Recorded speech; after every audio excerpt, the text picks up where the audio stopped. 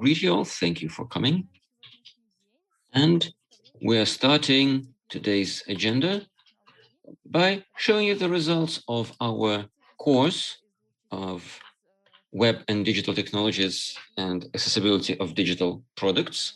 It ran in two parts, theory and practice, and in the practical part, the participants were grouped into teams to solve various cases, and we are presenting you these solutions today.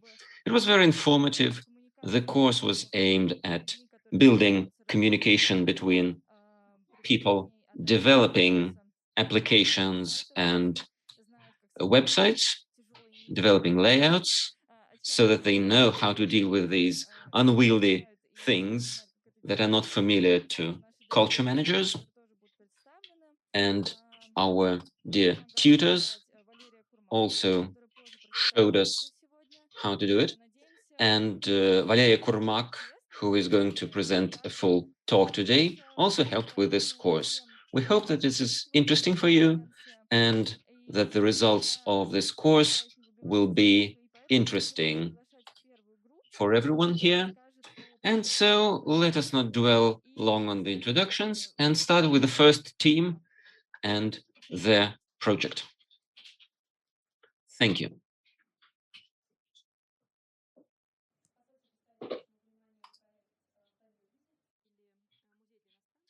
We'd like to show you the project called Plan Your Visit, Museum for International Visitors, as a project aimed at museums in remote regions of Russia. There are four of us. My name is Anna Leshenko. I'm a museum researcher and a polyglot, and I have been interested for a long while in improving museum communications. Next is Polina Chubar, who works in Visitor Experience Department of the Polytechnical Museum. Pyotr Niplyev from the Perm Local History Museum, who likes working with foreign visitors. And our curator was Tatiana Nosova, who is a graphics designer at VDNH and the producer of the web accessibility course. We were working under the tutorship of Maria Shekuchikhina.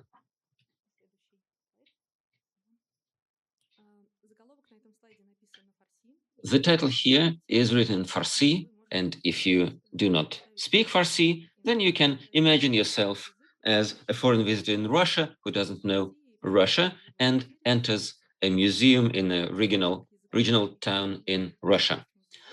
The title can be translated as Linguistic and Cultural Inaccessibility of Museums. It's not just about an accessible environment, but also about communication with various visitors, children, elderly people, people who are not familiar with the language and the culture of the museum. Now let's consider a museum in a small town in Russia. Its website is not translated into English because they don't have enough time and resources, but this museum is sometimes visited by people who speak English. Or they want to visit it, but they face obstacles because the website has no information in English. So, whose problem are we solving here? It's either a native speaker of English or another foreigner who speaks English. Their age is 20 to 50 on average. Their role in our town is either a tourist or somebody who visits here for work or study. And this person is motivated, has time, and is willing to learn more about the town or city and visit the museum by themselves. But before we move on, I'd like to stress that if we talk about cultural and linguistic inaccessibility of a museum, different directions could be chosen. We have selected English because it seems a good place to start. And then moving on, we can involve further languages, because if we have an English translation, then we can define other audiences, other languages that we want to work with, and then it will be easier to translate everything to these languages from English.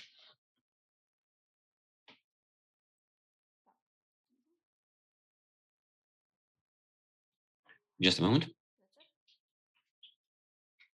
Piotr, over to you. So, when we started working as a team, the first question that arose was, what do we want to create, an app or a site? First, we wanted to create an application to follow the trend, to keep up with the times, but very soon we understood during the discussion that it is less suitable for us. A website is more suitable, and there are several reasons for that. First, many museums have applications. These applications can accumulate in phones for people who visit many museums, and some museums do recommend uninstalling them when you leave the museum. But in any case, they don't serve any purpose when you leave the museum. And secondly, especially if we are talking about small towns, the opportunity to install these applications is not always there. The Wi-Fi might not be working or might be patchy within the museum, so the application is not very usable. And the third reason is that you would need more effort and labor resources to develop an application. It has to be filled with content regularly. It has to be unique in a certain way. And it needs a whole team who would work on updating and upgrading the app and filling it with content. And importantly, debugging it, improving its functionality for Android, for iOS, and so on. A museum in a small town might not have it. That's why a website is much more available, much more accessible for the museum. So we understood whose problems we are solving and how we're solving it, and understood that we're working on a website. Translating a whole site into English is quite labor intensive. So we decided to start with a special plan your visit page for the website that is accessible from the homepage. A foreign visitor just presses this button and opens this page that has all the key information that will help an English-speaking visitor to plan their visit, to make this visit more comfortable, and to learn more so that it helps the visitor to find their way in the town and feel more welcome. The Plan Your Visit page has 8 elements. To begin with, it has a small text, which we call the welcome text, telling the visitor in just several sentences about the museum, what it has, what can be seen there. Next, we have the basic information on working hours for the museum and its cafe, then ticket price and reduced price tickets. Next, the address and the Google Maps map, so that the visitor knows where exactly it's located in the town. And then the visitor can switch over to Google Maps to make their route to the museum. Next, we have in-depth information in the 4 last points. To the right, you see an explanation here, an illustration with a reference plan. The Plan Your Visit page includes an exploded diagram with floor plan, showing where staircases and lifts are located, or where the cafe is and toilets. Next, we have the rules for visitors presented as a checklist. And next, as a bonus information, we have a welcome video roll. We like the word welcome. We try to be welcoming for our visitors. And I'll tell you more about this video roll a bit later. And the final part of the Plan Your Visit page is a broader bonus dedicated to the town as a whole. And it tells the audience that is planning the visit what else can be seen in the town. Next to the museum and important points, maybe additional branches of our museum or other cultural institutions in the town. That's the map. So the most important part of the plan your visit page is opening hours, admission prices, and reduced tickets. It includes working hours for the museum and cafe, holidays and cleaning days, days of free admission, and ideally they are kept on the page even when the visitor scrolls down. Some of this could be seen as quite obvious for visitors from our country, but it's not obvious for international visitors. And this is quite common that both foreign visitors and Russians come to us on Monday, though Monday is the usual off day for museums. That's why we propose keeping the working hours, open hours on the screen for the viewer all the time, even when they're scrolling, so that it is shown on top or in a movable widget that is always visible and accessible. It would be better to have such an accessible schedule on the Russian version as well, because sometimes it's not present there either.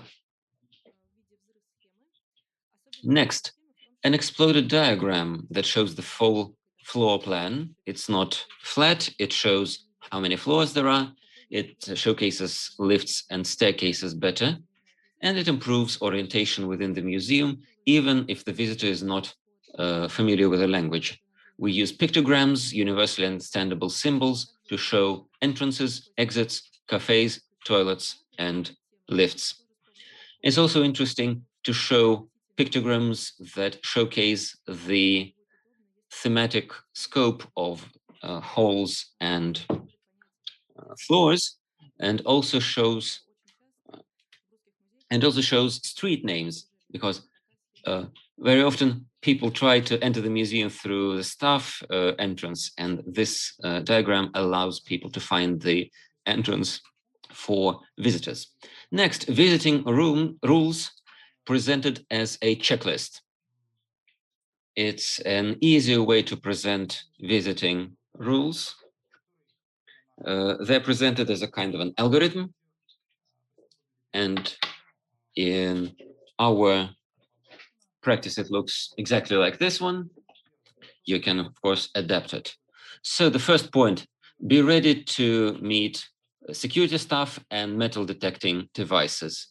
Next, I use the cloakroom. I leave large bags in the locker room. I use overshoes. I buy the ticket.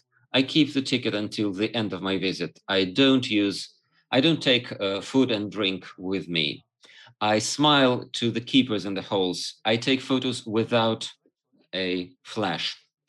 It's the best way to show somebody who comes from another culture or is not familiar with a museum how to access the museum exhibition, how to reach the ticket office and the cloakroom, the fact that tickets should be kept at hand until the end of the visit. Something that is obvious for the Russian visitors, keepers, or security staff might be strange or even frightening for visitors from other cultures.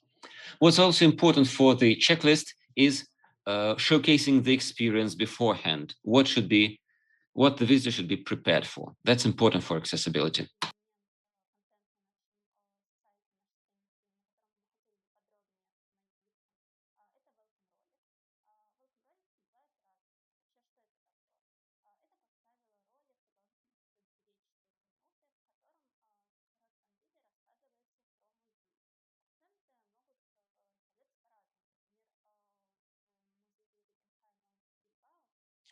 Here is another element, a welcome video Here are a few references: Bilbao and the Guggenheim Museum, the Tate Gallery, and the Jewish Museum and the Tolerance Center. The goal of this video is to introduce the content, the exhibits, the ideas of the museum. To the right, you can see the Russian reference, the Jewish Museum.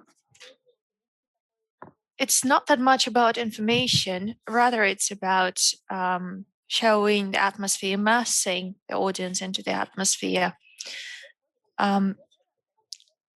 Currently, our museums share textual information rather than visual. So maybe it would make sense to make a video to explain what the museum is about in a more emotional format, to explain in a nutshell in a video what is to be expected. And then a video is a more universal format. It will have subtitles, the visuals, the audio, so anyone will be able to find out a lot of information about the museum from the video. And going back to the last steps we began with, we said that accessibility is a very broad concept. And one can also speak about the linguistic inaccessibility. When we design accessibility, we have to think about the target audience, respect their needs. And we think that the case we have just described can be useful to many of our colleagues, not just those who adapt their museum and different information platforms for foreign audiences. It will work for any museum who have not thought through their website.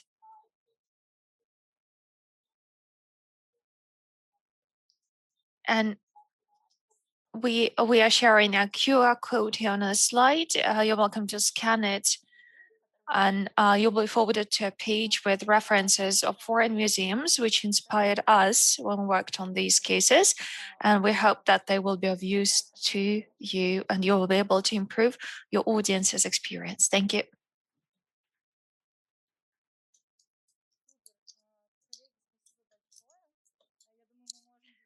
Thank you very much, dear colleagues. That was great. I think we can move on. And I will remind you that we have a clicker to change the slides. The next team, you're welcome. So now we are turning to the Paper Past project.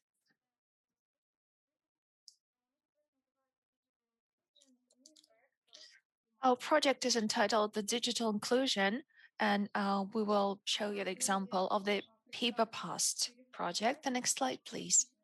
In this slide, you have 4 photos. This is our team. My name is Uliana Sayranova, and I'm director of the Children Museum Center of the Perm Local History Museum, Maria Saracheva, Accessibility and Inclusion Curator at the Tretyakov Gallery, Georgy Kutuzov, Ostrovsky Museum, and Daniil Kodikov.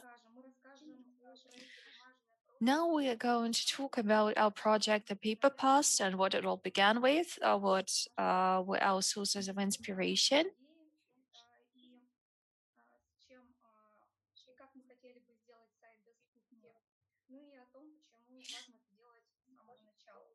We will share the story, how we made the website more accessible, and why we have to begin at the very beginning. The Paper Past was a project implemented in Perm in 2019-2020, and the authors are Lyudmila Kuznetsova and Maria Romashova, who you can see in the slide. They wanted to engage people into the work with their home archives. They wanted to broaden the audiences that would be interested in the archives. They could be citizens, researchers, or institutions that deal with memory. This is not just a project, this is also a laboratory, and the participants of the laboratory were invited to research the data and documents of their archives. The ways to work could be making catalogs, systematizing the documents they have, learning more about the preservation of the documents. As a result, the participants of the project prepared an exhibition which tells the story of the local area through the photos and the documents they had at home. In the slide, you can see an image which is on the main page of our website. It has bits and pieces of different documents, including backnotes, and every piece has a long story behind it. We went through the website in detail, and we would like to highlight a few points.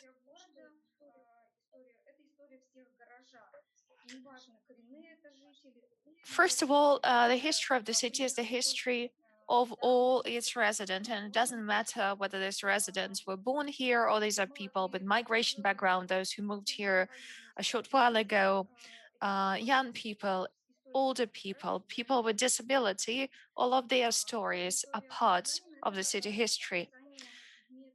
Every story of a local resident can be told through documents, through objects. For example, to gather the history of a city, one has to get to know different personal objects and systematize them according to different criteria. This is especially relevant for our city because in Perm, we don't have a city museum. And if people learn to work with their personal archives, we'll be able to create a kind of a network, a distributed network of archives that will tell the story of the city of Perm.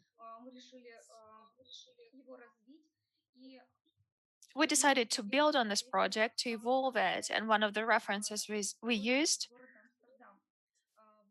was an Amsterdam-based project below the surface. While constructing the subway in Amsterdam during excavation works, um, thousands of objects were found under the channels, under the network of channels. And the researchers decided not to throw away these objects, but to turn them into a catalog.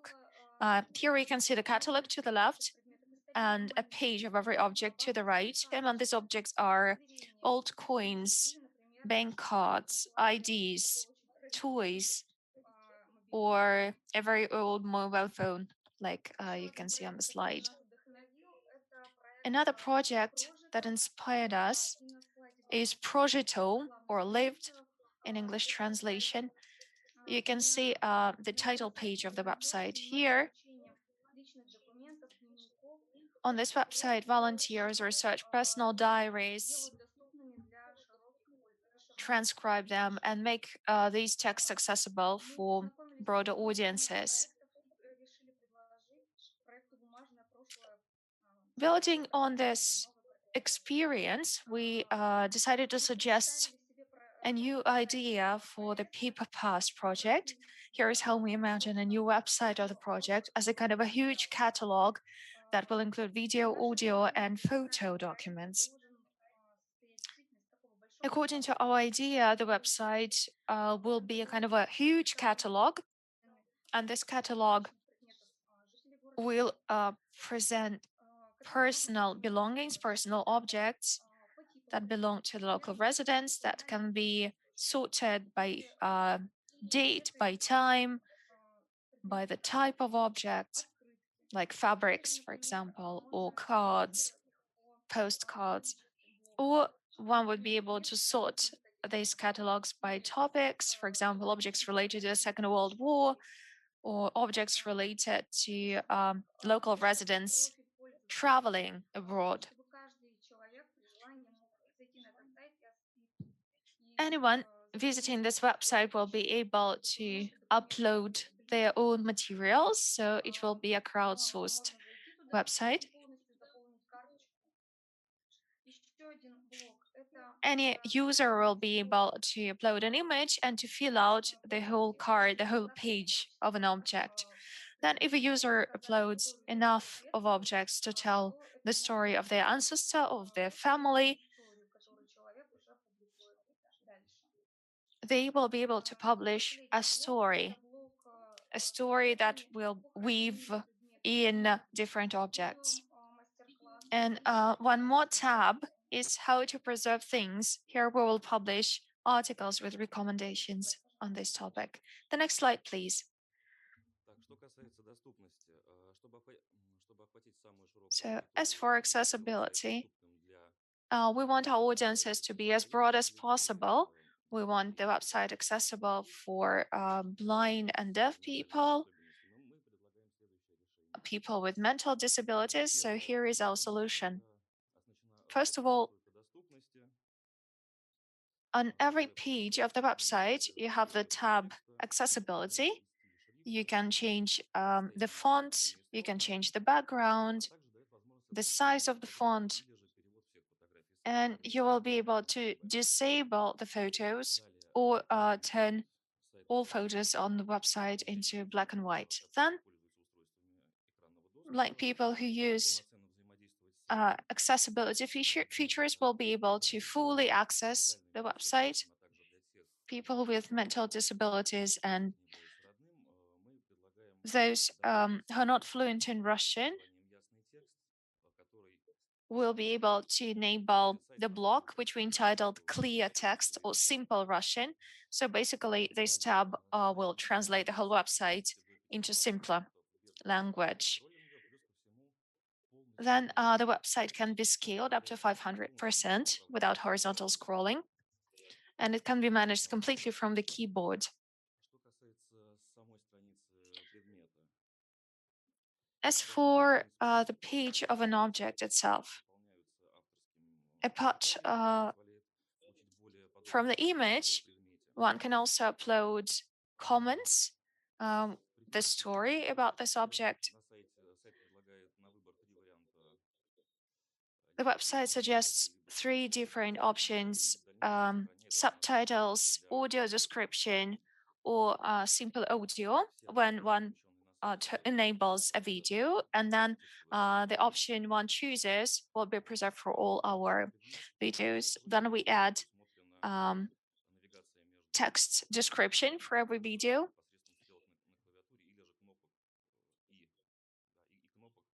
The navigation is also accessible from the keyboard.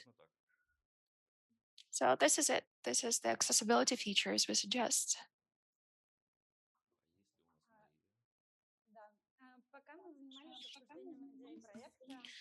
While we were discussing the ideas of the project, we realized that it's better to lay accessibility in the foundation of the project, especially if we are planning a project from scratch. Since the paper past is quite young, its presence online is minimal, and it helped us make the project more inclusive. We are making our audience broader, our potential audience broader due to accessibility features. And we drew a few conclusions, which I will read out. The first conclusion: the younger your idea is, the simpler it is to make it accessible. Please think through accessibility from the very beginning to avoid discriminatory features. Creating a collective archive is an engaging process, but also very intense. We wanted to make this labor as easy as possible for people so that users could focus on the most interesting content for them. We try to deal with the barriers that one can face while working with a website. And we think that this labor can be made easier for every user. One more thing, try to understand which features could work as barriers and try to minimize them as possible.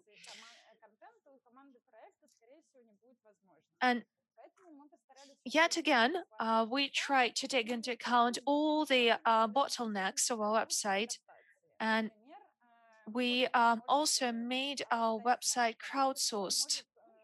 So the users can let the team know, for example, if they can edit the subtitles for a video that doesn't have subtitles yet. And thus we redistribute the work among the users.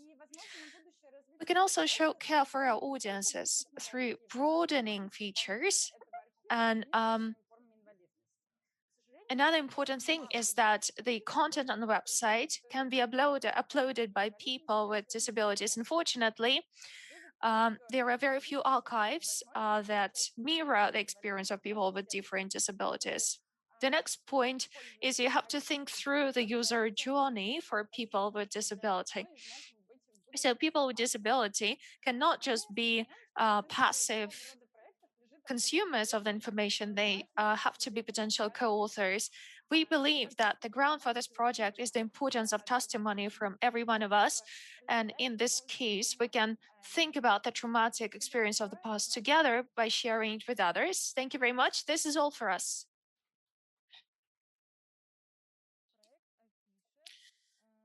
Our next project is about cultural events, an accessible website that accumulates all cultural events in St. Petersburg. Dear colleagues, the floor is yours.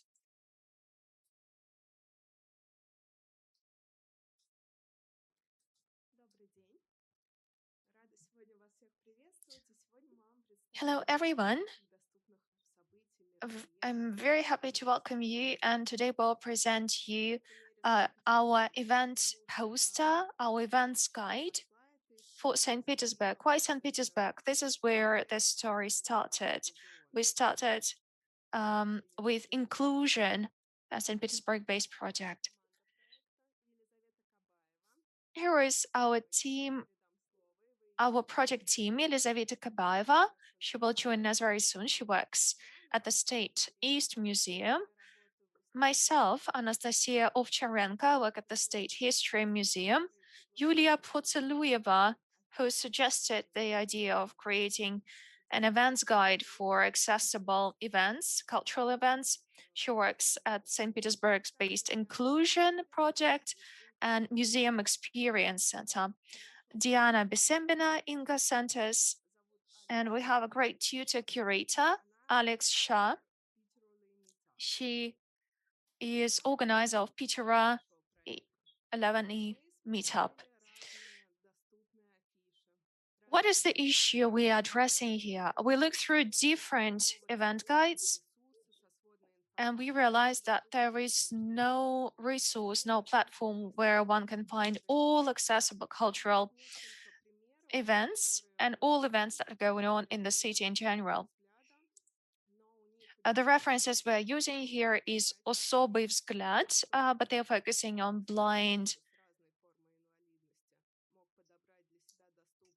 people mostly, and we are talking about people with all kinds of disability, and we haven't found an umbrella website. What other issues are we dealing with here? Even when museums are offering inclusive events, they are not very well indexed online. So to find an event that will be accessible for you, you have either to Google a special program that you know about, and then you will be able to find it. If you're just Googling like events to go to, doesn't matter what your disability is, it's quite hard. It is quite hard to find all events that provide, for example, audio description or translation into sign language. Then, even if you find some info about events, it is quite hard to understand how relevant it is. Some of the events are outdated. For example, we considered a few of events guides which say that the exhibition is available 24/7, and a person with disability will not understand when and how they can attend the exhibition. There are no filters for search with different categories of disabilities, and all websites are accessible for people with disabilities. Our target audience is first and foremost people with disabilities, with various forms of disabilities, deaf and hard of hearing, blind and partially sighted, visitors with learning disabilities, wheelchair users, so all main disability groups that exist in the society. But it's also people without disabilities. These could be accompanying persons and individuals who would need this professionally or are interested in just visiting this event personally. And it's also aimed at professional communities, NGOs, other museums, neurological boarding schools, and so on. So what do we require from such a website? We want to create an aggregating website for cultural events in St. Petersburg. So using this website, our target audiences, both with disabilities and without disabilities, could easily find events of interest and purchase tickets either directly through the website or through the partners like museums. Our main sections of the site are now presented on the screen. It's the main page that tells about the project. It's the actual event guide, which is the main component of the site, and we'll tell you more about it a bit later. This website will have a feature of adding an event for cultural institutions and organizers of events. If you are adding an event by yourself, then our organizers would visit your museum or other institution like a theater and take a look at whether your accessibility conforms with the requirements that we list. And the website will also have additional text pages. We also have an administrating console where administrators can create events, edit filters, because we're planning to have many filters, as well as edit content in general. So let's start explaining the details from the text pages. Text pages will include leaving a review where visitors that have already seen the event can leave feedback on both the event and the work of our website. Next, it's About Us, information about the St. Petersburg Inclusion, contacts, and materials for professional use, such as guidelines and resource books that can help professionals learn on making accessible events and preparing such events. In the About Us section, second from the left, we will have introductions for individual participants of the project, our main activities, and a blog which will have a feature for visitors to present their experience in a blog format with illustrations, pictures, and the description of their actual experience, something more than just feedback. As I've said, the main function for the website is the actual event guide.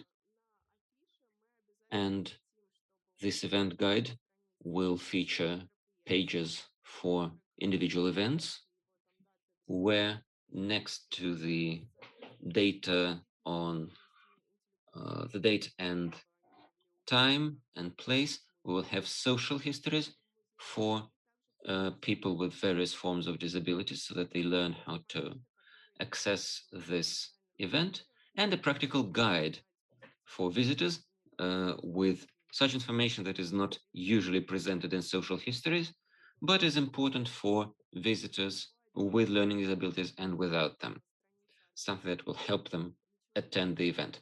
And we'll also have pages for organizers. They would be required because they can be linked from the event pages, and later on this will have a functionality of showcasing the organizer, showcasing their various programs, and so on. And so the main view of the event guide will have the full information pool on current cultural events with filters and 3 views. List view is the default view. Calendar view can sort events by date. And the map view sorts them geographically. And now over to Elizaveta, who will tell you more about event guide views, view modes, and filters.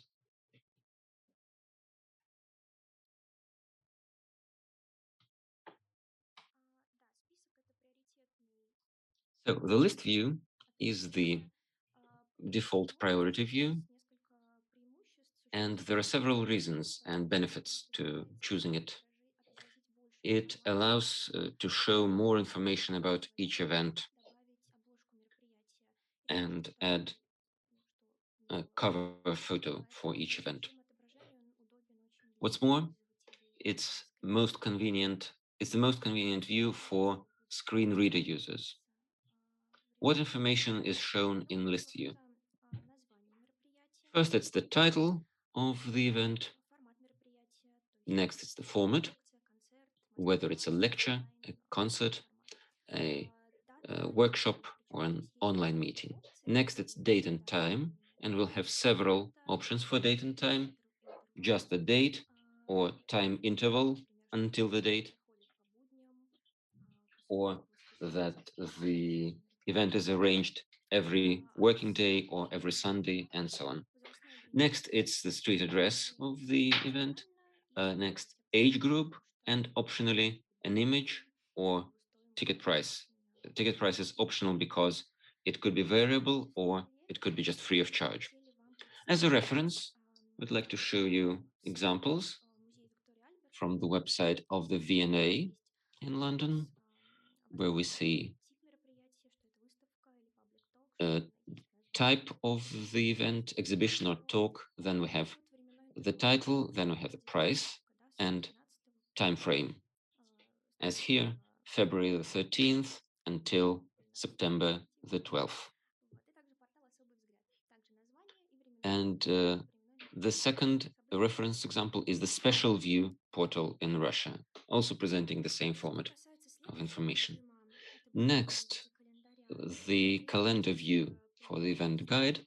It has several benefits as well. First and foremost, the calendar allows you to better find your way to the date that you're interested in, to plan your visit beforehand, and you can collate it to your personal calendar. What information is presented in calendar view?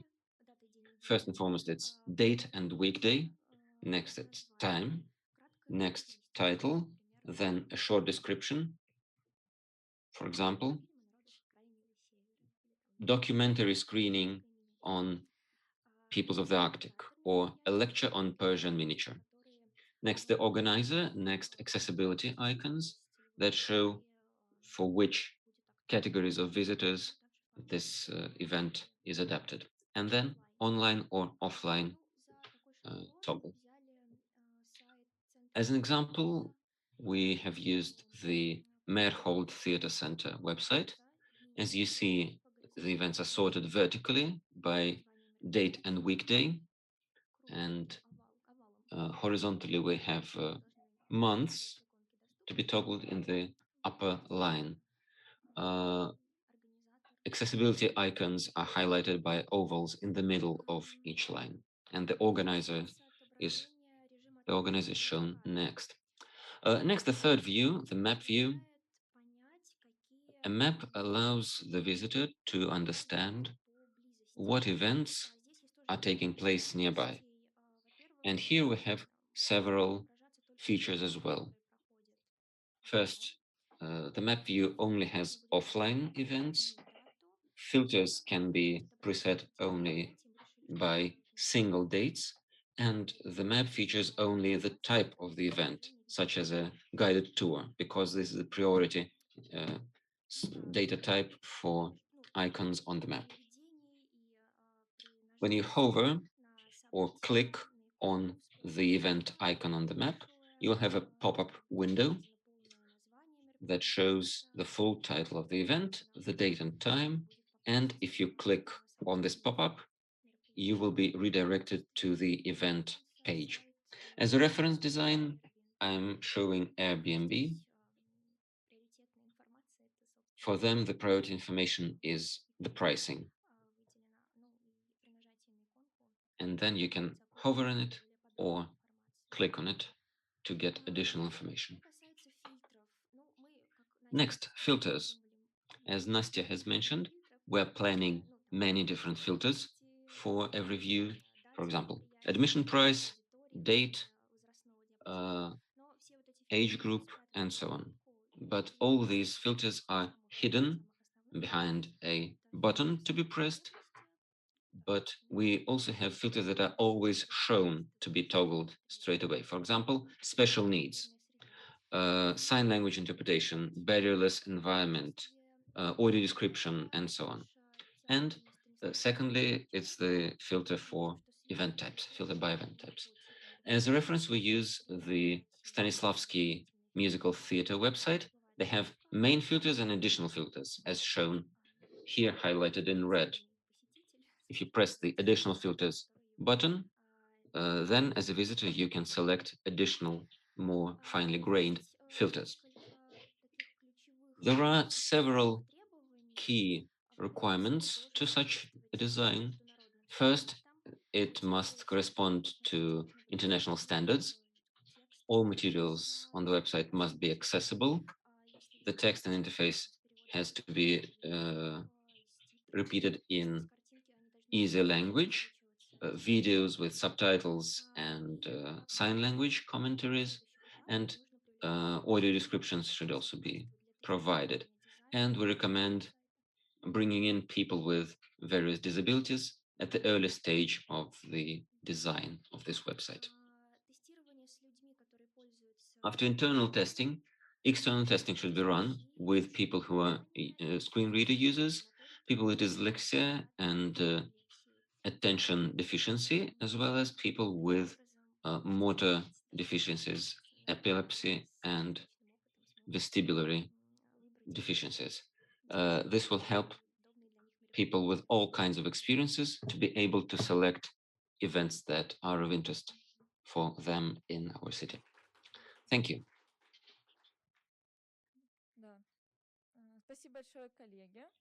Thank you so much, dear colleagues. I think it's time for us to move on in our accessibility program.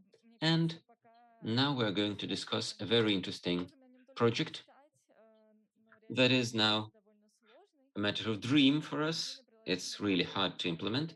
It's a museum assistant application for blind visitors.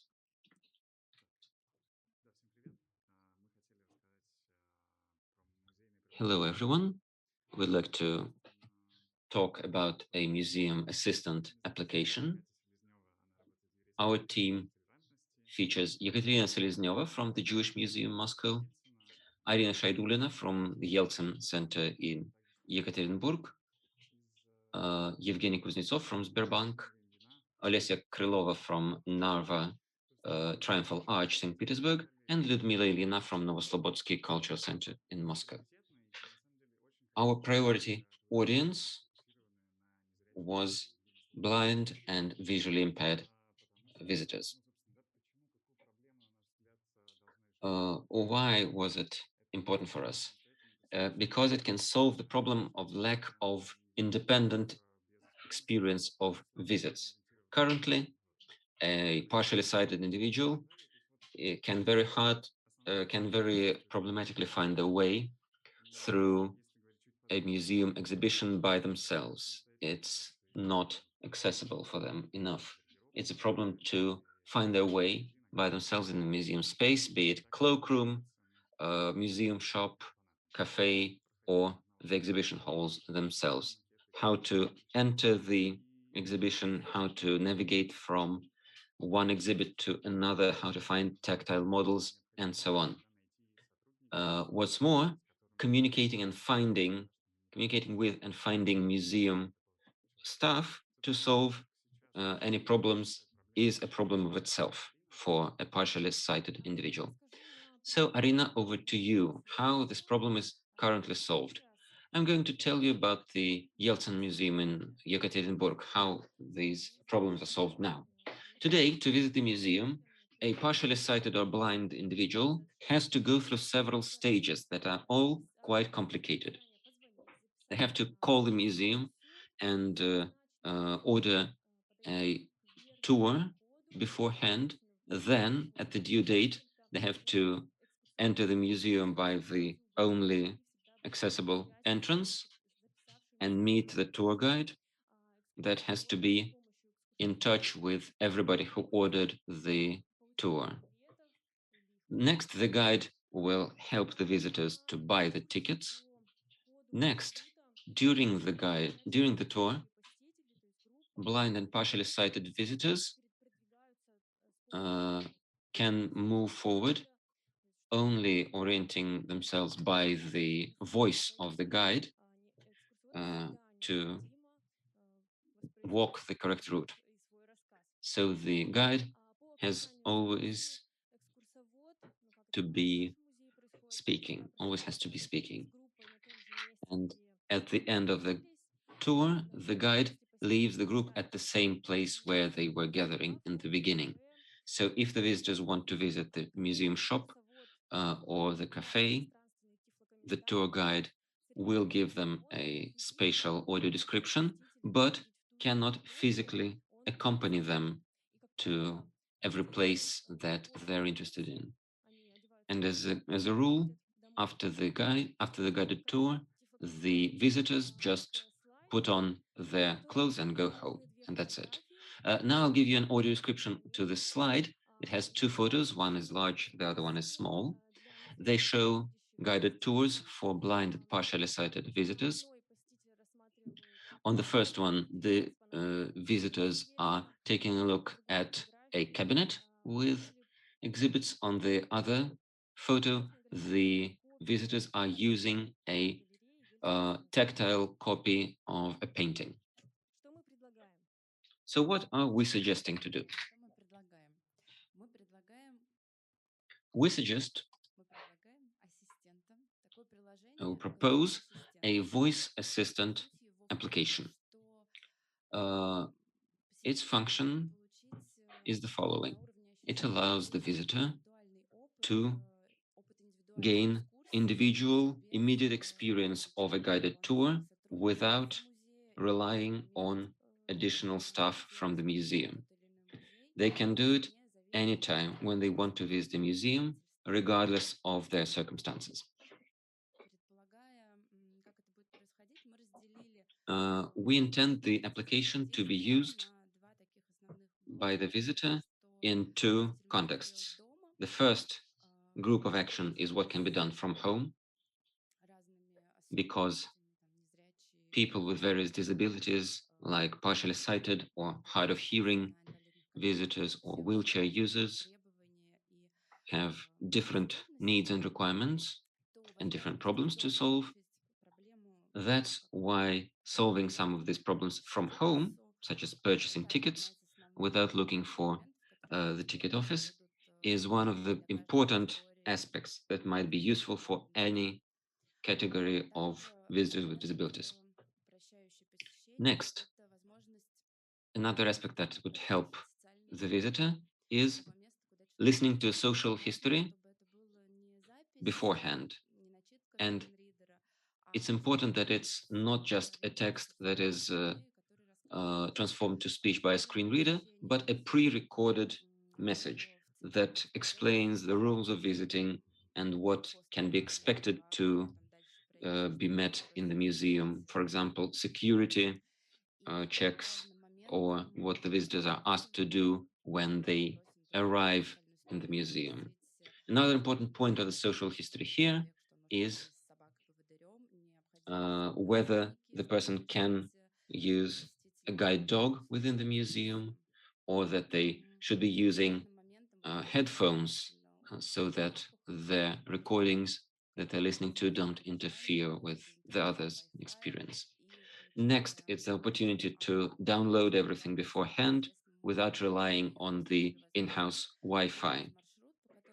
So the visitor can pre-select their route from home and download all the relevant audio information into their phone so that they don't have to rely on the in-house Wi-Fi at the museum.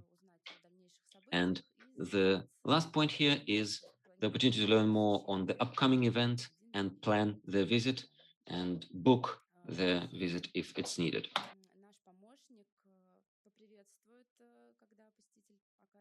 Our assistant will welcome any visitor. So the assistant will give an audio comment, an audio description of what the museum looks like, and will explain where the main areas are, like the cafe, the shop, the bathrooms. We know that a very important point is explaining the exhibition. So the visitors have to understand where the tactile mock-ups are, where the tactile models are, and how to find their way around the exhibitions.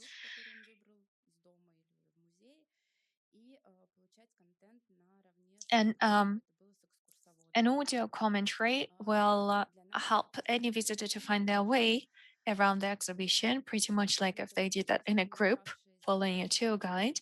Another important thing is that visitors today have a contact of the inclusion department employees, and they can ask for help. We want to keep that at least at the beginning. We will introduce an emergency button. If the visitor feels like they need some help in any situation, they will be able to press this button and to get in touch with a museum employee. Now we'll pass the mic over to Evgeny, and he will explain the tools we use. Yes, so I will talk about how we can do that, because the app looks unrealistic, looks like too much at first. So we're trying to imagine the ways to accompany a blind person or visually impaired person around the museum, but we're using 6 simple tools for that. So the first Bluetooth marks BVI. Here we can see how it works. We can see in what, so the system can understand in what area the visitor is right now and understand which commentary to enable. This is the floor navigation. This is a fresh patent. I don't remember which country it was registered in, but it enables the visitor to scan QR codes. So they basically just direct the phone down, and they can understand which path to follow. Again, using a mobile phone, they can navigate the space. And the QR codes will enable a commentary for the painting, which is located there. The audio description is one more tool. Here we wanted to insert a fragment from the Pushkin Museum. So in this slide, you can see Claude Monet's painting, 1899, canvas, oil on canvas.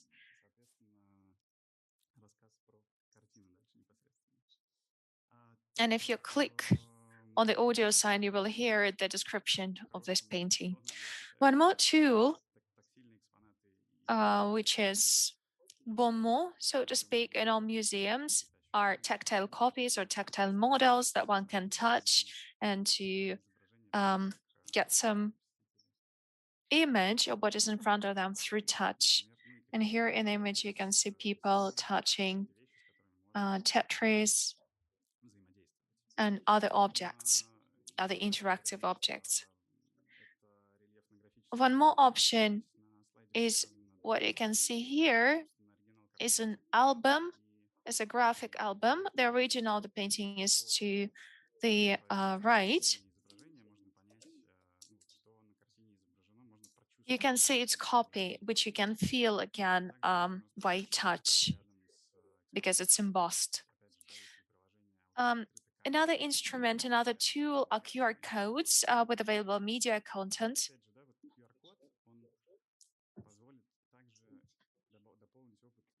QR code is something that enhances the experience of any audience members, including blind audience members. Here is our action plan. We researched this kind of history, these references. This was our first step, and it seems like it's about faraway future, but all these technologies are available here and now. We just wanted to encourage all museum institutions to be bold enough to experiment with all these tools. Here is our approximate action plan. We tried to write down a few points for our colleagues. First of all, we have to understand the issue, the problems of accessibility for your space, for your museum. Set the goal, the tasks, think through possible solutions, design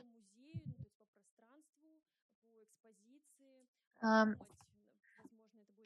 design the pathways through the exhibition, think about possible guided tours, which you can offer audio descriptions for, or you can incorporate content, media content that will tell the story of specific exhibits in your museum.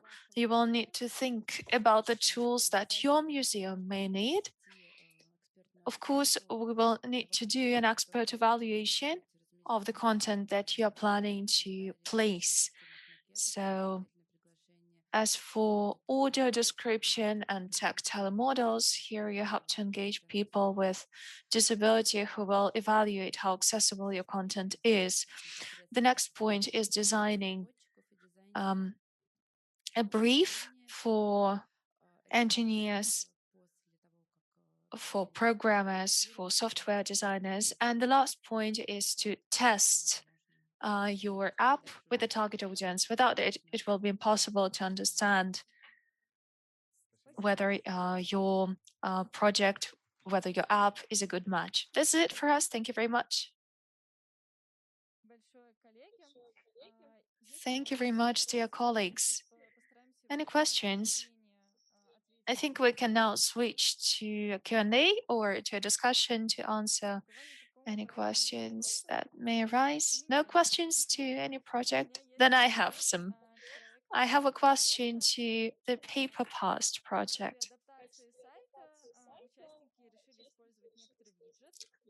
Making the website of accessible, the participant decided to incorporate a widget which will change the contrast, the scale, the font size, and it's very interesting to discuss, I believe. Can we avoid using external widgets and use the principles of universal design to make the website accessible from the very beginning? And why did you make this choice? Why did you choose an external widget? Georgi, would you like to take this question? Or Daniil, the tutor of the team? Hi, everyone. Of course we can, but a widget, can you hear me, by the way? But a widget will enable us to solve a very particular problem. So it will be really comfortable to use for any audience member. Any visitor, any user will be able to adjust the widget to their needs. So we can use universal design, but this widget makes it more comfortable to use, more user-friendly. Thank you very much. Then I believe I have one more question to another team. A lot of our participants today spoke about the interaction with the target audience. And we also mentioned the test runs, but you didn't say a lot about it. So I just wanted to double check. Do you think we can engage potential audiences or people who will use this page from the very beginning to engage them in the creation of the content? What do you think? Since you represent this project. Well, I believe that for any project, we should go through the stage of a prototyping. What we have just suggested is just a prototype. And then we need to, do test runs. We need to highlight the issues and resolve them. My question is about audience engagement from the very beginning. Can we engage the audiences from the first stages? Have you thought about it? We haven't discussed it separately or specifically. We were more wondering about putting ourselves in the shoes of the visitors who cannot understand anything, who cannot read Russian, how to help them sort it out without any words, without any verbal content. Your question is a good one. I think we will need to discuss it in our team. Thank you. Thank you very much. Does anybody else have any questions? Okay, then. Then we will finish the first session for today. And in 10 minutes, we're going to begin a discussion. That means that now we can take this 10 minutes to rest. And at 4 p.m. sharp, we will start a discussion about museum apps. Dear colleagues, we can begin. So the next panel discussion will be devoted to mobile apps, which are agents of accessibility in museums. And for this discussion, we invited many speakers.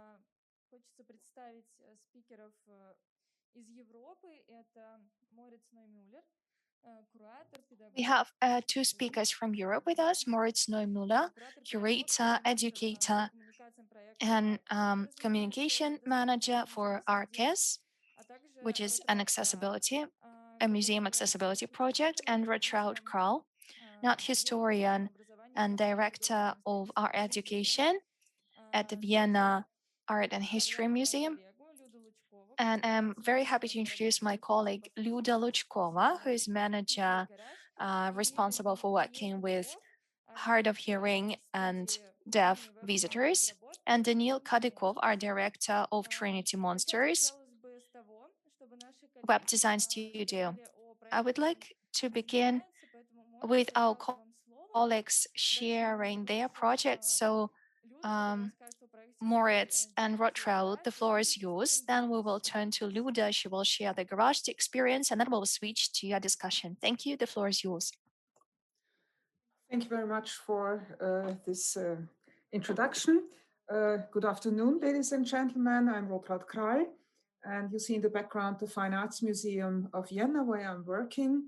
And Moritz, the second speaker, and me, we were together in the project Arches, which we would like to present now. Please, Moritz, the next one.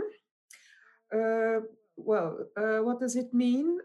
We were 13 or 12 partners, I'm sorry, well, 12 partners.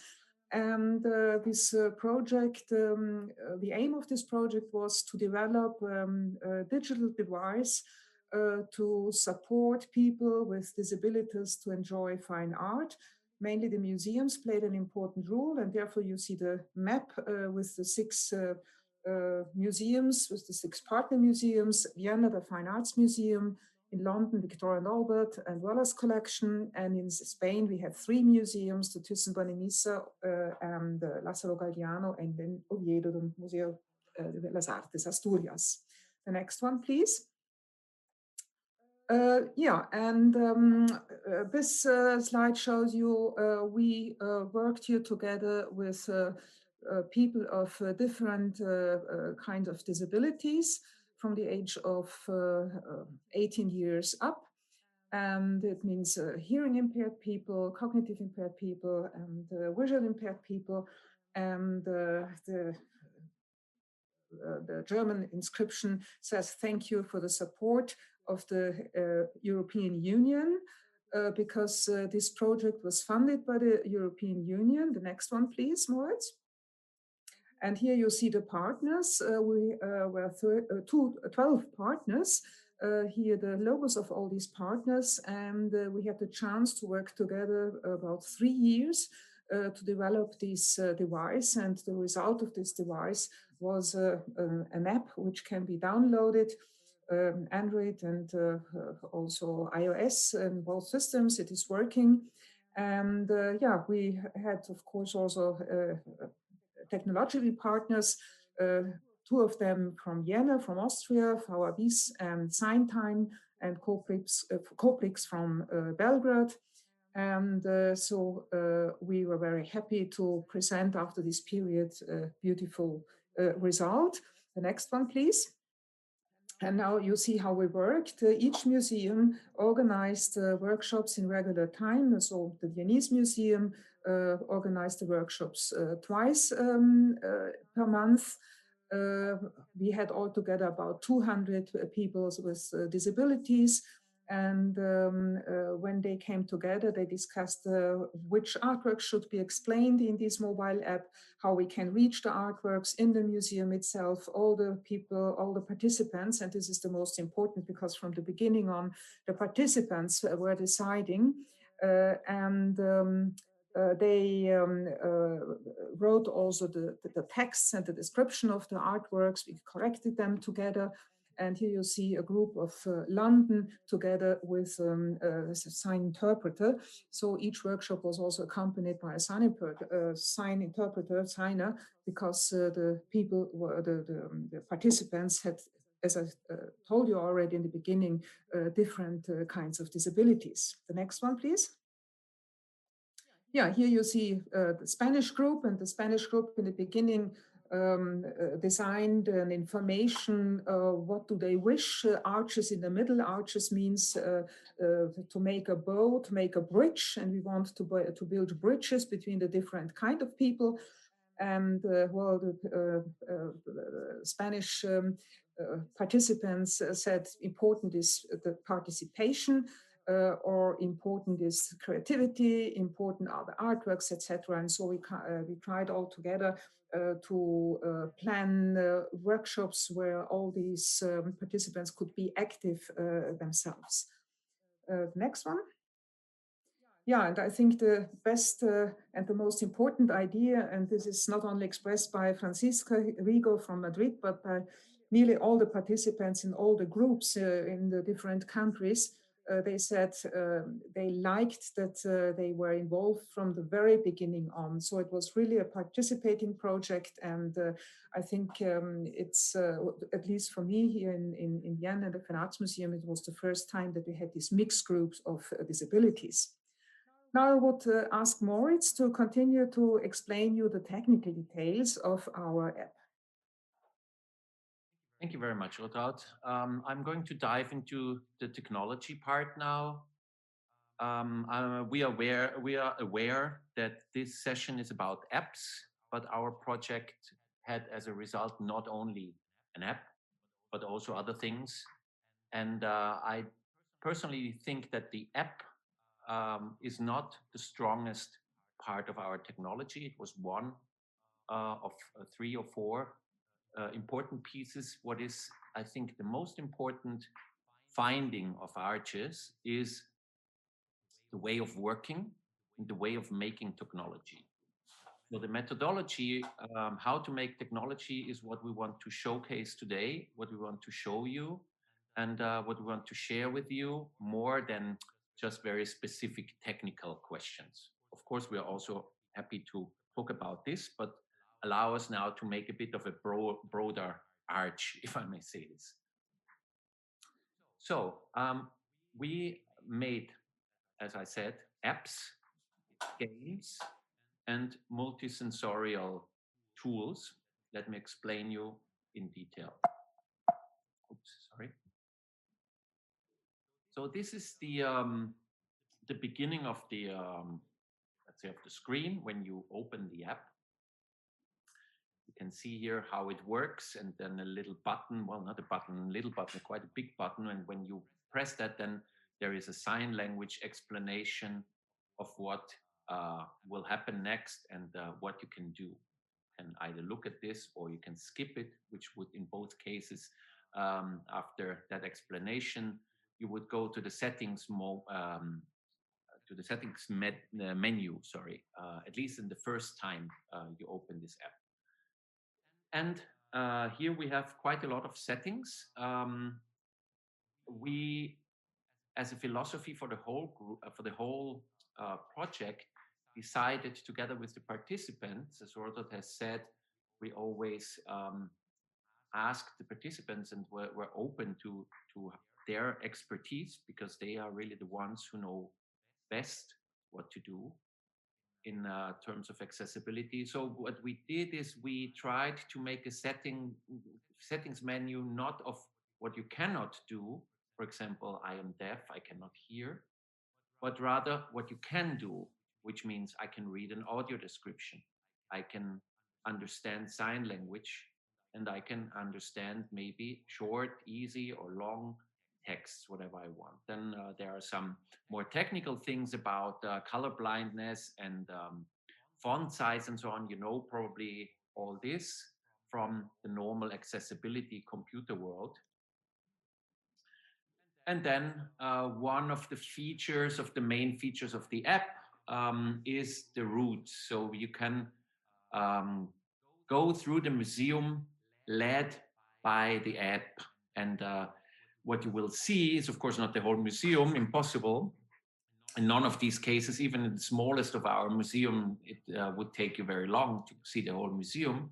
Of course, there were selected artworks. And who selected these artworks? Well, we tried to have the participants select these artworks, which means that they can maybe with the help of the museum educators find some works that are not only interesting for the general public, but especially for people with disabilities, or where it's about certain issues that might be of interest for them. So here you have a screen, for example, of the Arches app that we did for the Victoria and Albert Museum, where you see about, that would be about the app, then the artworks, the routes, and then the game. This is the game. The game is, I hope you can see that now, it's a short video that is showing here. We made same as the apps for each of the 6 participating museums. So Rotrauts Museum in Vienna was just one of them. We made like a special app. We made 6 apps and we made 6 games, and we made also 6 touch stations, which you will see in a moment. So here you have the interaction with this game. You can see it's quite easy and it's fully accessible, whatever that means. So fully accessible, of course, doesn't exist because everybody is different and so on. But we really try to make it in a way that even a blind person can play it. And we had, as you know by now, blind people and people with visual impairments on the team, and they were able to use both the menus and the games. So, oops, that is the game again. So you can see how it works. You can take parts of artworks and then make a collage. For example, this one, which was made by one of the participants, I believe, is made by parts of Lucas Kranach, I think, painting. And you can then save it and download it on your computer and so on. So this game was the second, let's say, technological solution together with the app. And the third one is the tactile multimedia guide. This is, I would say, by far the most extensive outcome in technology. You can see that it's on the left-hand side, it's a computer station which has a camera and projector mounted on top of it, a screen, and then a tactile relief that is also projected on. You can see that in the middle, the relief, and then on the right, where a finger touches a part of this relief, and it highlights it and shows and talks about what is going on. So the painting is that in this case is a painting from the Kunsthistorisches Museum in Vienna. It's the bird thief. So this is in the middle. There you see a bird thief, and then on the tree you see a boy who is robbing the nest of a bird, and then you see a landscape and so on. And we tried to in different ways. Maybe you can see that here with an animation. So on the screen, for example, there is an animation where the painting gets alive. But there's more than that. Remember that there is a tactile relief, which looks like this, and which has different regions. When you touch it, then things happen. We made, apart from, let's say, the normal, what you would expect now. So if you touch the bird thief, it would tell you something about the bird thief. So apart from that, we also made other functions and things that might help to make the artwork more alive for the visitor. For example, the soundscape. So imagine you are sitting here in the middle of this landscape. You are sitting in this red circle and I see you from above. You have a headphones on and then there are different sounds. So this is a spatial soundscape. That means that the different sounds that are happening, like the pond, water and the river and the birds are happening. You think like in a Dolby surround cinema that you hear it on the left, on the right, and there's even a duck that flies over your head and things like this. So I'm not sure if you can hear it. Farmhouse. Far in the background, on the bank of the pond, stands a farmhouse. The reed roof reaches very low into the ground. In front of the house, there's a tree. An old farmer is sitting in the shade of this tree. To his right, hens are pecking at their feed. To the left of the farmhouse, a farmer's wife is coming. I hope that you heard this little text that was spoken. It is a description of a part of this painting, and as you could see on the screen, we're zooming in, and here you can also see the menu. And I think this is even if it's not an app, but I think this is interesting also for people who make apps. This is more explained on the next slide here. So on the left-hand side, you have a tutorial which tells you how the whole thing works. Then on the top, you have the artwork information. In the subtitle area, it tells you what to do, or it gives you the subtitle of what is spoken. In the settings menu, you can, as we said before, you can say what you would like to have, not what you cannot do, but what you would like to have. For example, I would like to have interpretation in sign language, or I would like to have easy read text. And then on the left and on the right side, you have these kind of buttons here, where you have different ways of showing the image, for example, with different contrasts, or in black and white, or an X-ray picture. And on the right-hand side, you can see different chapters of different contents that the computer can give you. For example, a description of the painting, or the life of the artist, or an interpretation, and so on and so forth. This is different for each artwork. Here again, you can see the interactivity.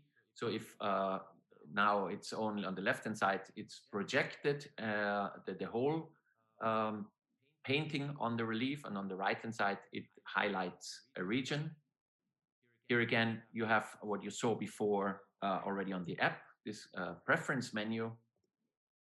And here you can see some more examples of other museums' paintings and their tactile reliefs. Here, for example, we made, and that was a wish of the participants, they wanted to have a close-up of this, of the sleeve, where there's a lot of things going on here in terms of motifs that have symbolic meanings, and we made like a close-up here. And the last thing on the technology side that we started to do is this 3D printer, which we call the Noodle Printer, because it really works with spaghetti noodles for the moment, which means that you can make a copy of any structure. So you can see here a relief, and then with this noodle profile, you can make quickly a copy and save it. And we wanted to, this of course reminds you, will probably know that people who were already alive in the 80s and 90s remember this kind of tool for kids, or it's more like for playing. And so we tried this prototype together with our participants, which you can see here. And then here you can now see in action the prototype working, where it is making a kind of a profile. Imagine that you're sitting at home in the future and have this printer, and you say, I would like to touch the smile of the Mona Lisa, and this printer would be able to access this information and make this for you. So this is of course only a prototype, but it was also part of our project. And I give back to Rupert. Yeah, thank you very much, Moritz. I think that's a lot of information, what you heard now. I would like to thank everybody who was involved in this project. You can imagine it was really, really complicated to organize it because Moritz was also responsible for the dissemination, and we made lots of journeys to Germany, to Italy, and in lots of other countries to present these results. And we traveled together with people with disabilities. And this was really, really, really a great challenge and also a marvelous experience for all of us. So I can just spell a very, very loud thank you to all our participants. They were really, really great and engaged. And at the end of my workshops, when I remember after 30 workshops we did, and here's such a workshop, a summary, a presentation of in Madrid, my participants said, oh, it's a shame that our workshops are finished. And in Austria, we started now with regular inclusive tours each Friday.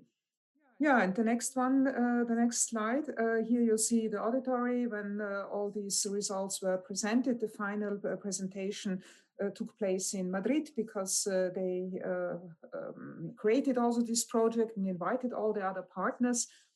And I think we had to say, have to express a great thank you also to the EU, which founded this project with more than 3 million,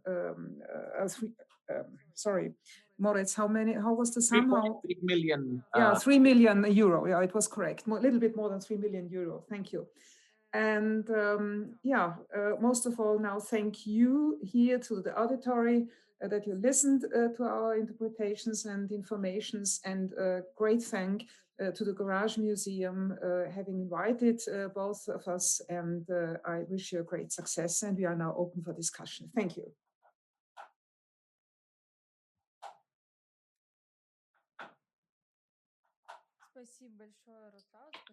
Thank you so much, Rotaut, Moritz. Now we're going to listen to one more presentation by Luda Luchkova, and we'll have a joint discussion and then a Q&A session for all the participants.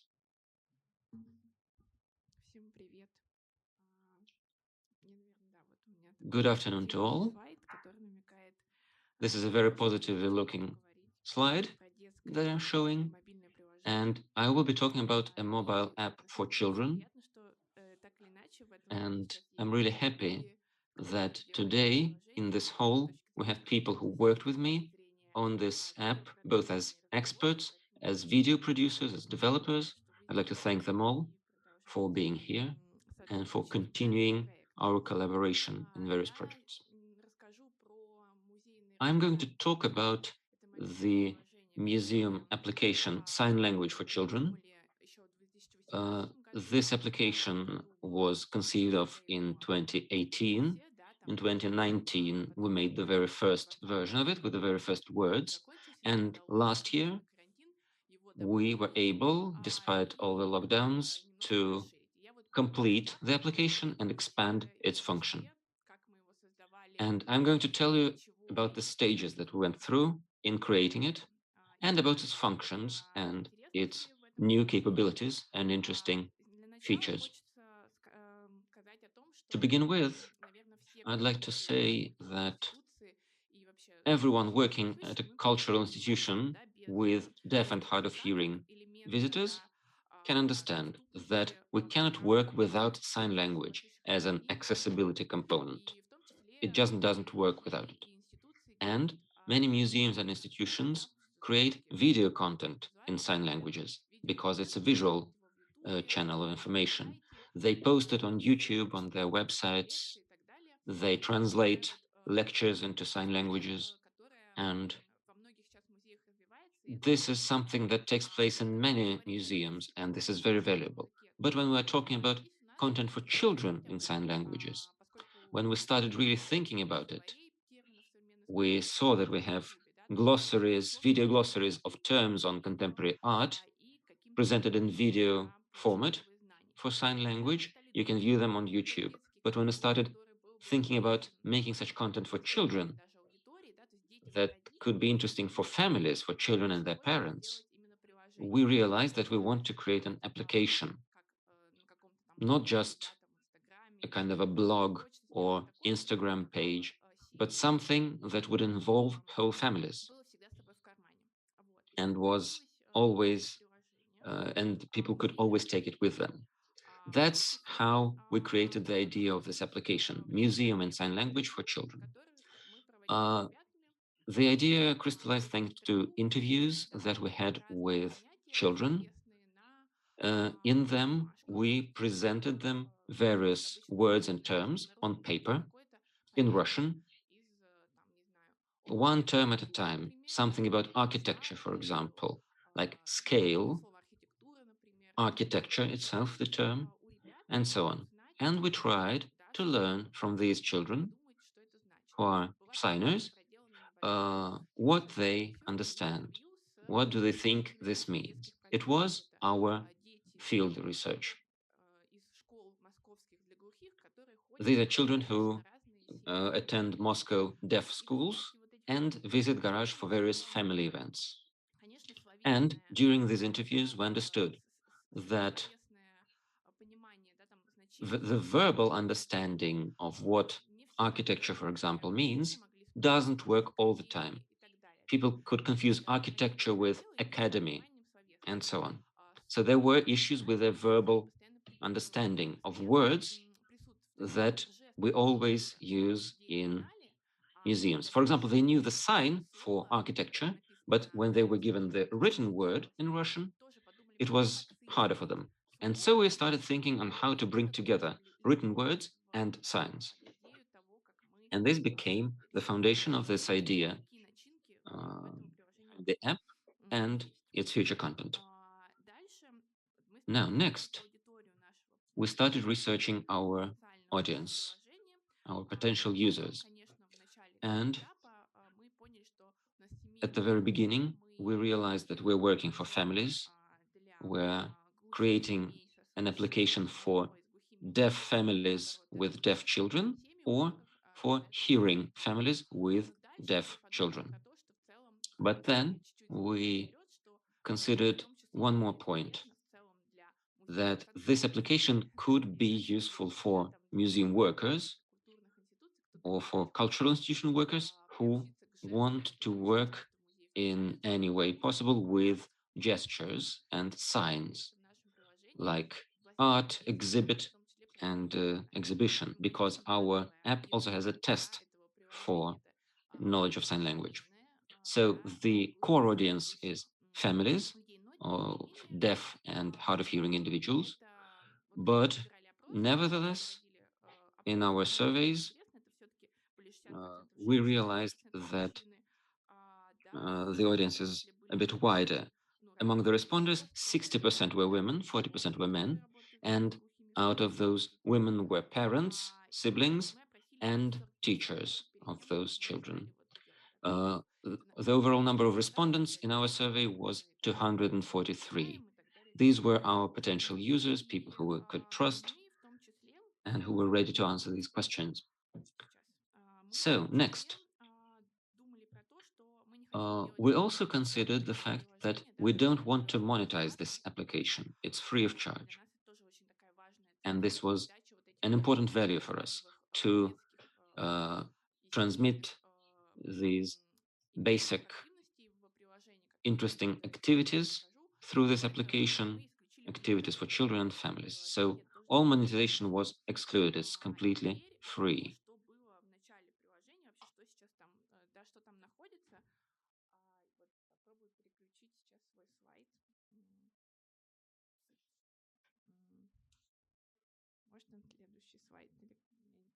Sorry, could you help me move to the next slide, please?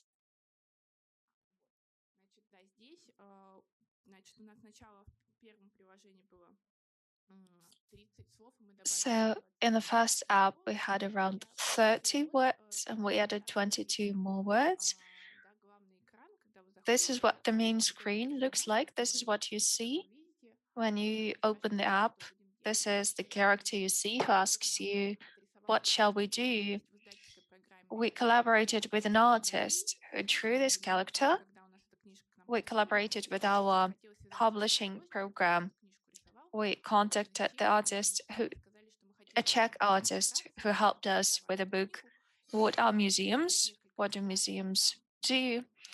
And we borrowed a few illustrations to be used in the app, and we asked him to make a drawing of the main character who will talk to the user, who will talk to the kid during the onboarding and in the games throughout the app. So this is like a guide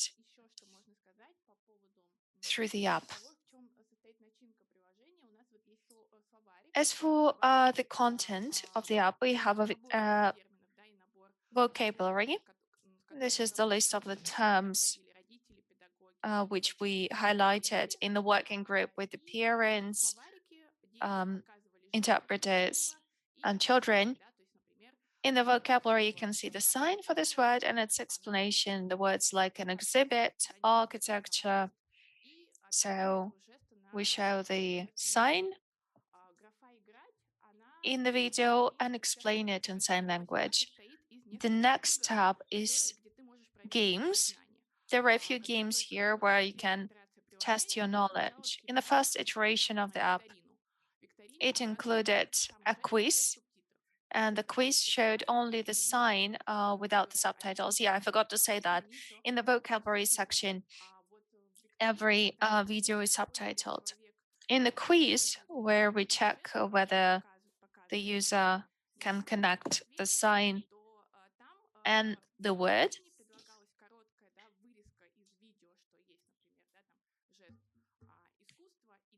so the quiz suggests, for example, the sign art and 3 different options. So you need to choose the right word, the right translation for the sign. So the goal of the app, as I said before, is for users to be able to know what this word means and what this word looks like in the sign language, in the Russian language, and enrich their vocabulary.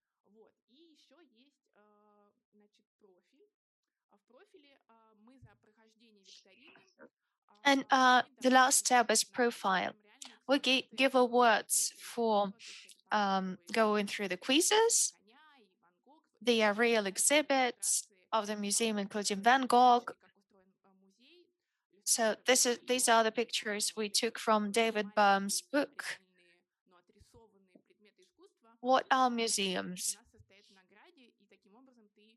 So we award the users, we award the children with the picture, with the painting.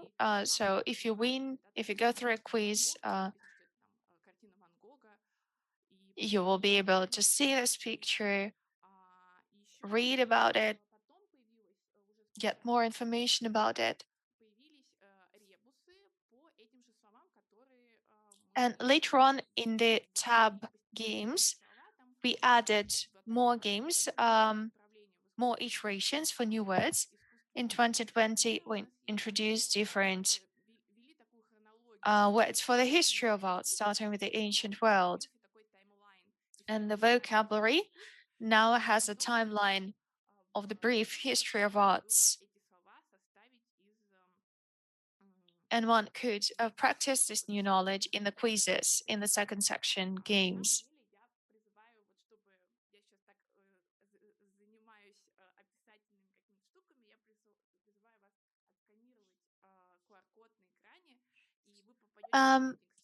Please scan the QR code that you can see on the screen, and you will go through to the landing page, which the Trinity Monsters helped us with, kindly helped us with. And from that landing page, you will be able to download the app for iOS or for Android and test it. Maybe even now, we would be happy to get some feedback from you if you haven't tried out app yet. What else should I say about the shooting process? we made videos with the kids themselves, the kids that gave us interview, the kids that frequent our museum. And this process of video production was also very interesting and interactive, because to tell a story for the camera, you have to understand it first yourself.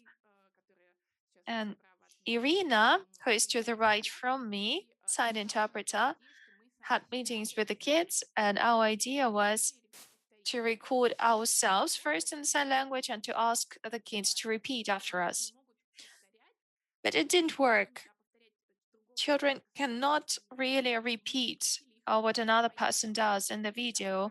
And in the end, we just gave them freedom. We asked them to explain it with their own words.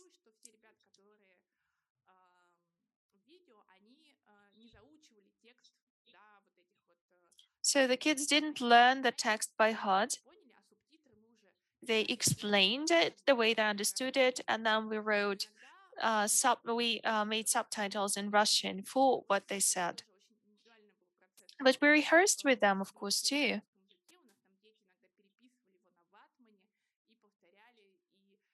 Sometimes the kids wrote down the text first for their story and then told it in front of the camera. So it was a very interactive and rich experience, very important for us. And we believe that this app is the result of very interactive and participatory work. For example, the children we worked with, they really felt like they owned this app. They felt ownership. They spread the news to their schoolmates, saying, "Look, this is me in the app." As for the numbers, the statistics, this app was launched for iOS first in 2019. Then I think so we released it in September 2018, and only 3 months later we released it on Android. As for statistics, since we launched the app at the beginning of March, we had 1,549 download, Android 1,000 something. So we don't have the precise statistics for Android. Monthly, we have around 40 active users on iOS. And as for Android, again, we can manage to read the statistics. So we would like this app to be alive, not only in the community, because the guys who visit us, they very often show us in the app like, wow, we saw it in the app. But I think that this app has more potential. It has more potential for people who want to learn something about art in sign language, want to learn new vocabulary, want to test their knowledge. And of course, we'd like to position this app for broader public as an inclusion case, but you can learn a different language. So it may be interesting for Russian speakers too.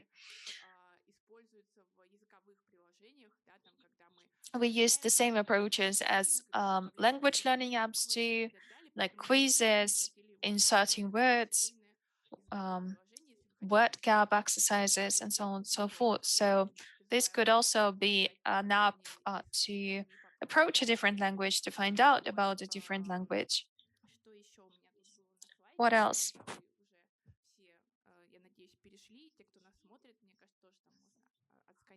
Hopefully, you have scanned the QR code already. If you're watching us online, you can scan it too from the screen. So this is the description of our project in a nutshell. I'll be happy to answer more questions later on. Thank you very much for your attention.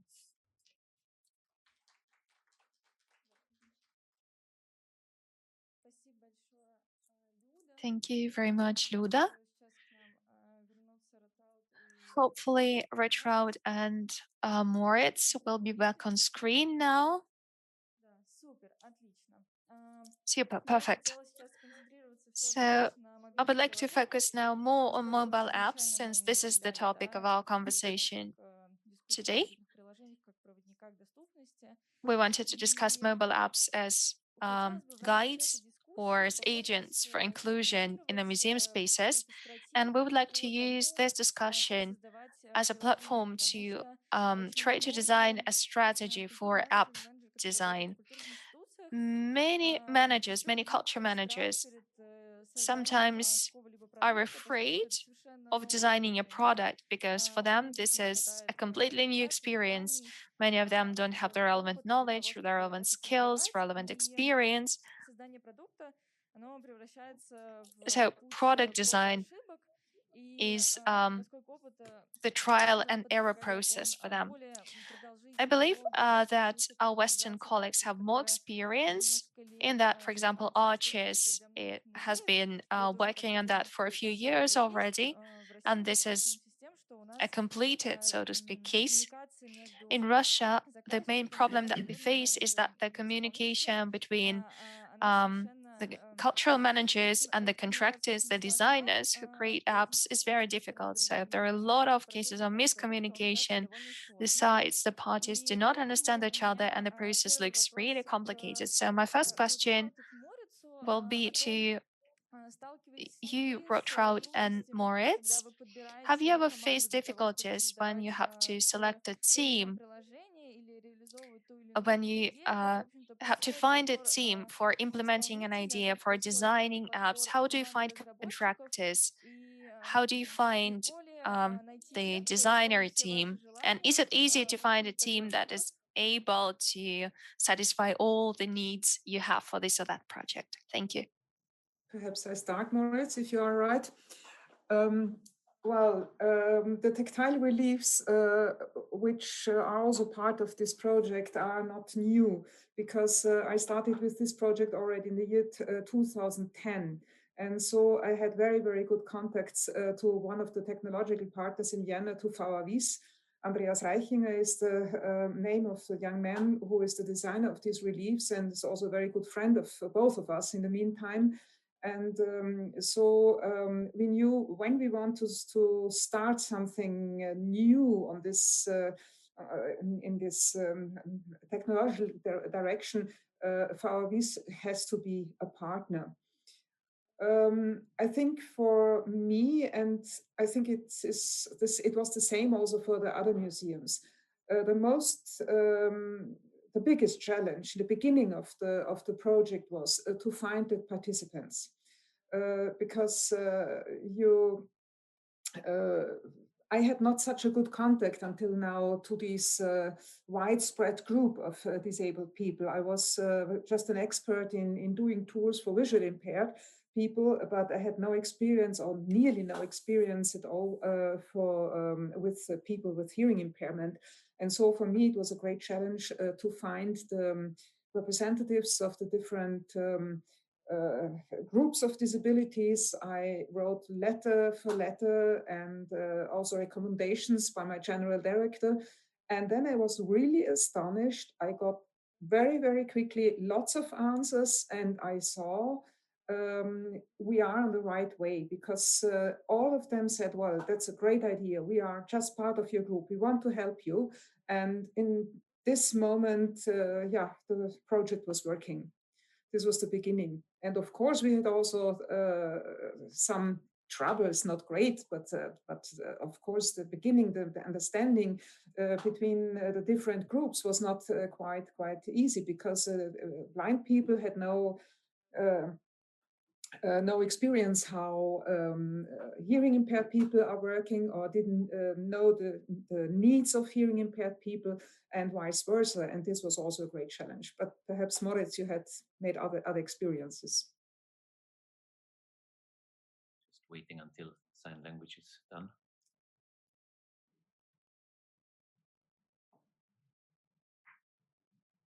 Okay.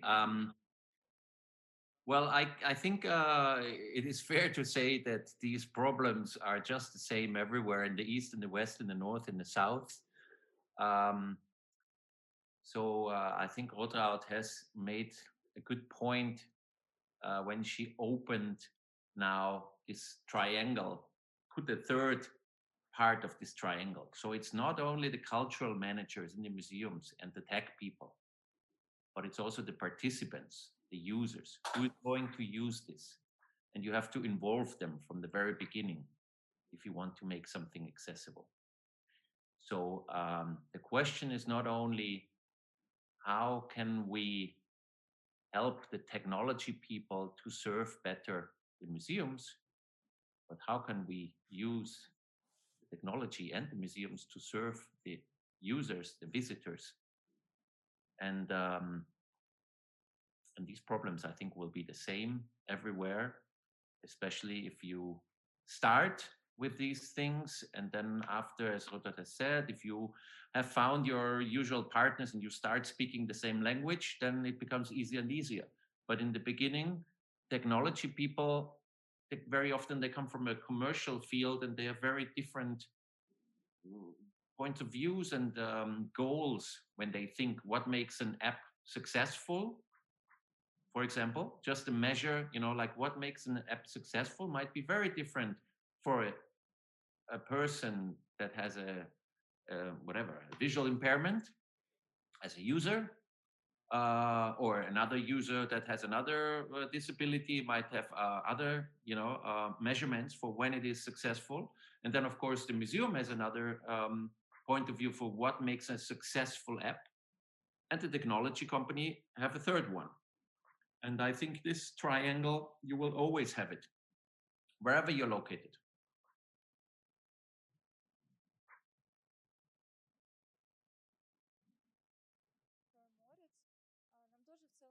Thank you very much. We agree with you completely. We also believe that any product that we design, for example, we are now talking on behalf of a cultural institution, of a museum institution. Of course, we need to build a dialogue not only with contractors, with designers, with tech teams, but also be in a dialogue with end users, with our target audience all the time. And more, it's now you were talking about this triangle. Unfortunately, we don't have end users represented in this conversation today, but we do have representatives of the second party, the contractors, the tech team, designers. So we have already discussed what challenges cultural managers face. Now it would be curious to turn to Daniel, who represents the tech side. He is currently engaged in designing another app for the inclusive department of the Garage Museum. Hopefully, it will be released soon. And he knows perfectly well what challenges can arise when we design an app which we want to be as accessible as possible. We are working on apps that also make our museum content accessible. Daniel, would you like to share your perspective? What miscommunication did you face? What challenges did you face? And how can they be avoided? Can you hear me? I don't like the word difficulties. We use the word limitation. We think that the word limitation does not contain the presupposition, this fear of doing something wrong. As for our studio, by the way, I think that different studios have different approaches. I can speak only for our studio, the Trinity Monsters. Here is how we work. When we work with a customer, we don't think of it as a commission, It's important for us to understand the product and we know how to code, how to make a great design. And the other party, the museum experts, they know how to make it accessible. So if we talk, for example, about the hub that we are working on now, we also engage experts. Without their help, the app wouldn't be inclusive at all. The hardest thing at the beginning is to come to an understanding, to come to the same page for all of us. Many people say that coming together for such teams is about arranging this legally, describing responsibilities, but I say the difference is another point. If you want to tell your friend about your application, would you use those official legal formulations and technical requirements and so on?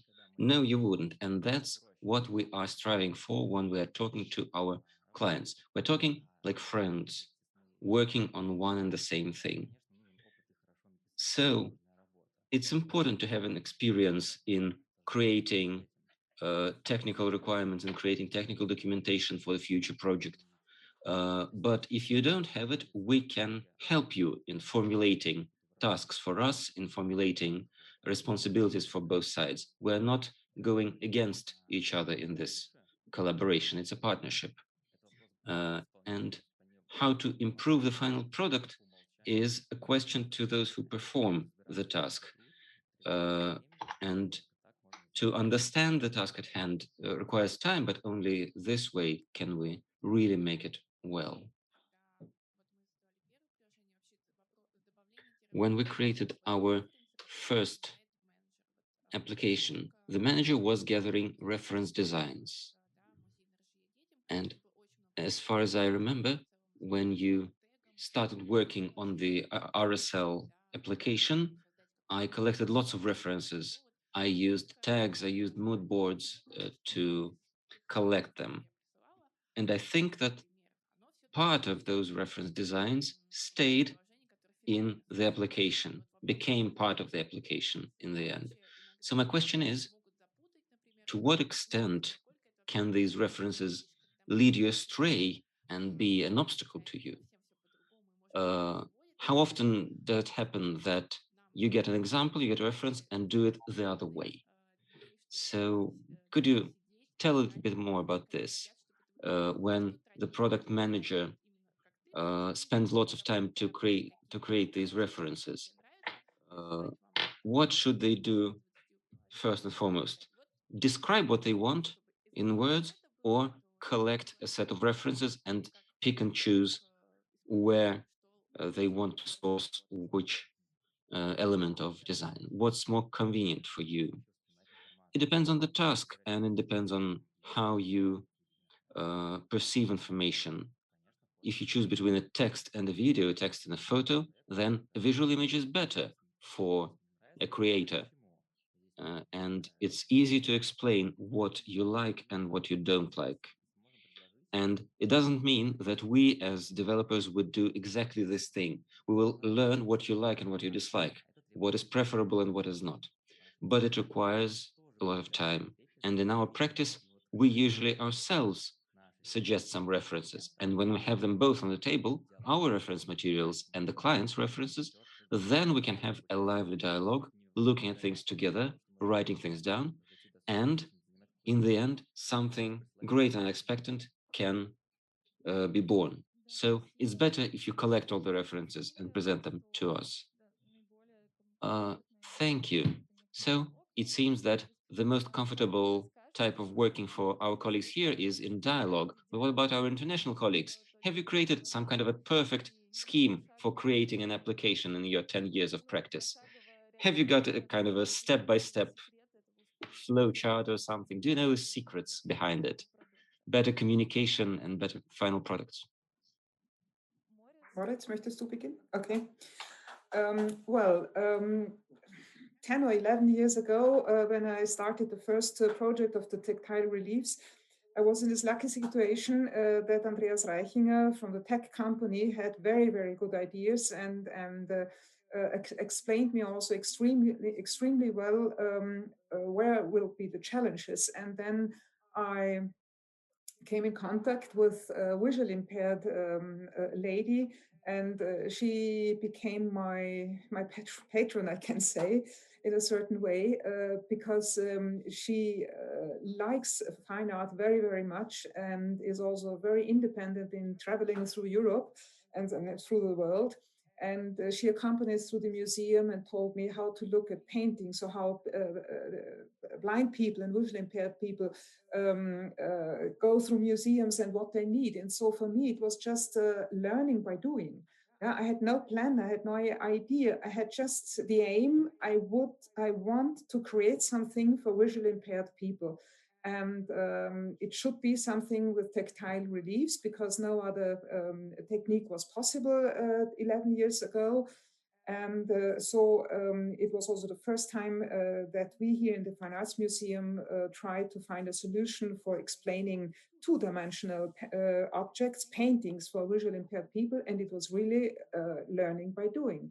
Until now, I had no concept. I just spoke with lots of people who were involved and engaged in this project, and so step by step, we all together learned how to develop these or how to realize all these ideas. Now, of course, I have the chance to look back, and when I decide to do the next tactile relief, I know exactly what to do, and I have now step by step my plan, and I do what is to do first, what is second and third. But in the beginning, it was really just plunging in and swimming and try to survive, and I was quite lucky that the result was okay. Moritz, perhaps you would like to add something, because you are also working in this field. Yes, just wait for the signer to finish. Maybe it was a translation thing, but when I think Dani is his name, the colleague from the tech company, he said, if I understood it right, that the museum people will know how to make the things accessible. And I think that's not the case. I think, we have to think back about this triangle that we mentioned. So the museum people, they know very well their museums, and they know very well about the artwork, and they know what they want to get across to the visitor about the artwork, but they are not that much more experienced, nor should they be much more experienced in accessibility than the tech company. I think you just have to involve the people who are going to use this. And this is, I think, the formula, the magic formula is this. And we wrote a little guide. You can download it from our site. It's in English. We have got it in English and in Spanish and in German. Maybe somebody helps us to make a Russian version. We're happy, would be happy for that. And then I want to show you one picture in that. Maybe you can see it on the screen. How do I have to do it? So this is, when people vote or say, I'm happy with this, or I don't understand it, or what is this about? So I think this is the magic formula, is this, that you just involve the people who are going to use this from the very, very, very beginning, because it's a standard mistake in these technology products, that you first develop something and then you ask the people, do you like it? And people are kind of afraid to say, no, I don't like it, do it again, because it's obvious you can't do it again if you have worked for it for so long. So you can save a lot of time if you start by involving the people who are going to use it, and then you do not lose as much time. It's very tedious. It takes a lot of effort, and you have to do a lot of communication work. Gotthard knows that better than me from her sessions with the disabled people and or people with disability, or people with special needs, and then also the tech people and so on, and the museum team. But you have to go through that. So this is in the flow diagram, the flow chart, in the magic way to a good product. This is the main point.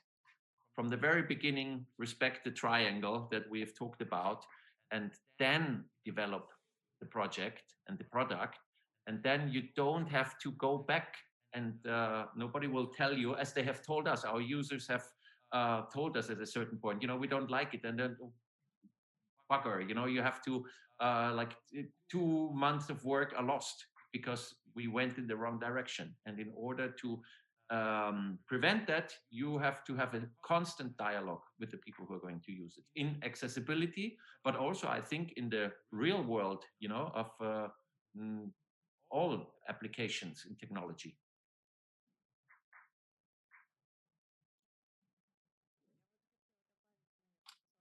What I wanted to add to what Moritz said, I agree completely. When I was talking about those illustrations that we obtained from the artist, at the design stage of this application, the artist created several characters for us, and we consulted our work group and asked them, how should the main character look? Which character do you prefer? Do you like more? And when we started debugging and improving the application, we asked the children, what else would you like to add? And me as a manager, I would say, yes, I would like this and this and this, but I took some time to discuss it with the users. And we also voted. You used these nice circles, but we did it online, of course, because it was last year. So all the voting was online. But this additional feature that we wanted to add, we had a choice between two types of game, either a rebus game or a building game. And in fact, the rebus, the picture quiz, won, and we implemented this game. And we're doing this, we're trying to get feedback all the time. It's a continuous process. And so in this chain of commissioning, cultural institution, technology, and the users should be up top because we need it and the technicians need it, but the users need it most. They will be actually using it. And we hope that they will be using it for a long time, that it will stay with them. And then we have to discuss it with the users. And I think we can fantasize a bit and imagine this ideal session with developers, teachers, children, cultural institution representatives, and they're all working together and creating new products on and on. This is from my experience, but I would like to second what Moritz said, because it's very important to be in touch with the end users and accept their ideas and implement them eventually. Thank you. Thank you, Luda.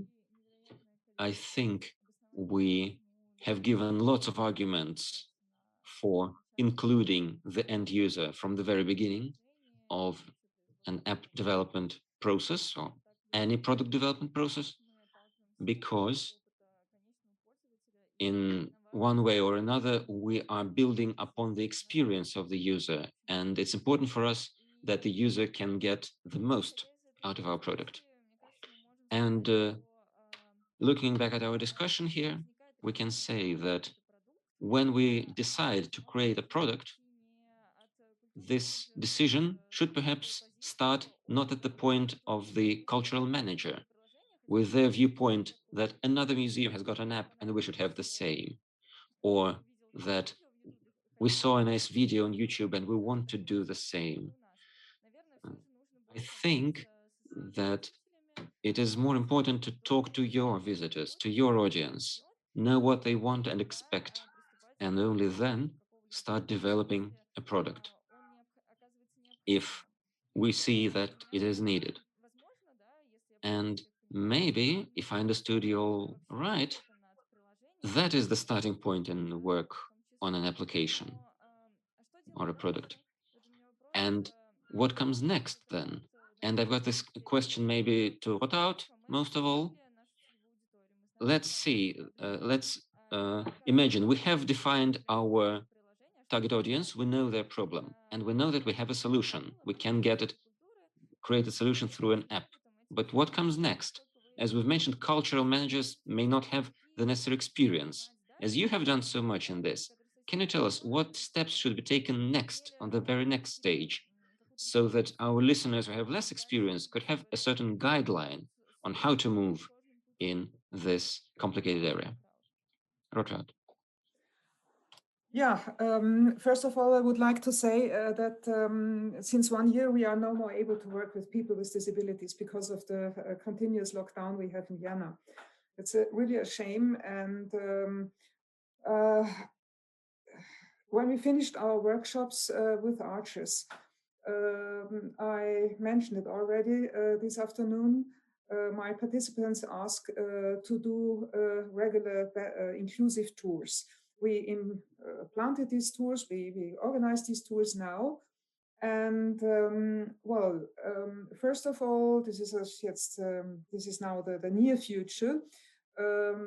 I try to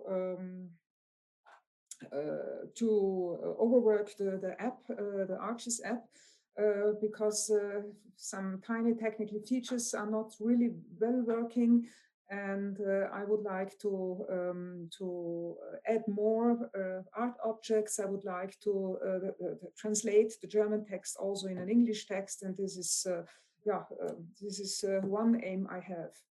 But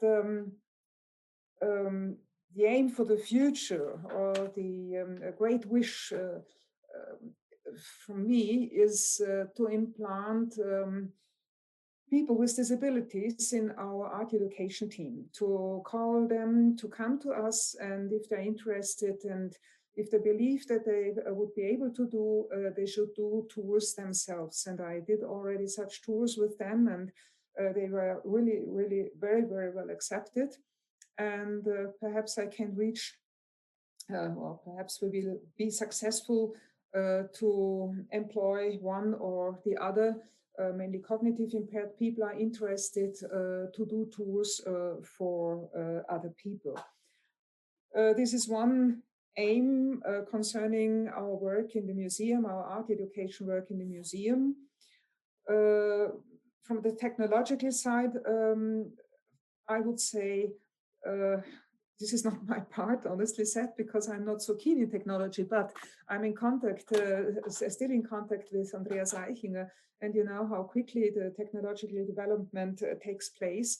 And I think this is a really, really, really great challenge to keep up such an app running and to adapt it or to do it much better with the new technological ideas. I think it's not important to invent completely new things, because what we offer in the museum, and I know also what you offer in your Russian museums, and I was I was winter 2019 in the Pushkin Museum. It was just a great time for me, because I saw how intensive the team is working there, and I know Evgenia is listening this afternoon here, and I think it's most important to keep what we have developed in our museums on a special level, and that's work enough. And perhaps when you are in contact with your technical colleagues, the one or the other comes to you and says, well, I have an idea, and then all of a sudden you can develop the next step. Yeah, I hope I could express my ideas. But for me, it's now important to keep up the quality, to do it better if it's possible. And then the most important step, to think of people with disabilities, to offer them a job, because this is a development which is now most important for the future. I would like to add also to this, just one or two sentences. I also think that it's not that anybody is leading here and the other one has to follow. I think there are absolutely great art institutions in Russia, and Garage Museum is one of them, of course, and you're doing a great work. And it's not also so much about the technology and to be always on the latest and have the latest stuff, because as Rothard said, it changes so quickly that whatever you build today might not work on the next update of the iOS tomorrow, and then and the problem is that I think most of the people here come from the art world, and we are used that the artist defines what the object looks like and how we have to contemplate it. So whatever the objective is, the artist defines what it is. And in technology, your phone defines how big the picture is and how small it is and how you see it and what you can do and so on. So we have become slaves of our technological gadget, because they tell us what is possible and we try to adapt to that. But I think it's the other way around, and we still have to, whenever we do something new, we have to think about, what do we want to say? How can we keep the focus on the artwork and on the viewing and the art experience, and use technology to add to that, and not to make a new experience that substitutes the experience in front and with the artwork. Yeah, thank you, Moritz. That's true. The artwork is important. And in spite of all the technological devices, I think it's much more important to stay in front of the artworks and to discuss.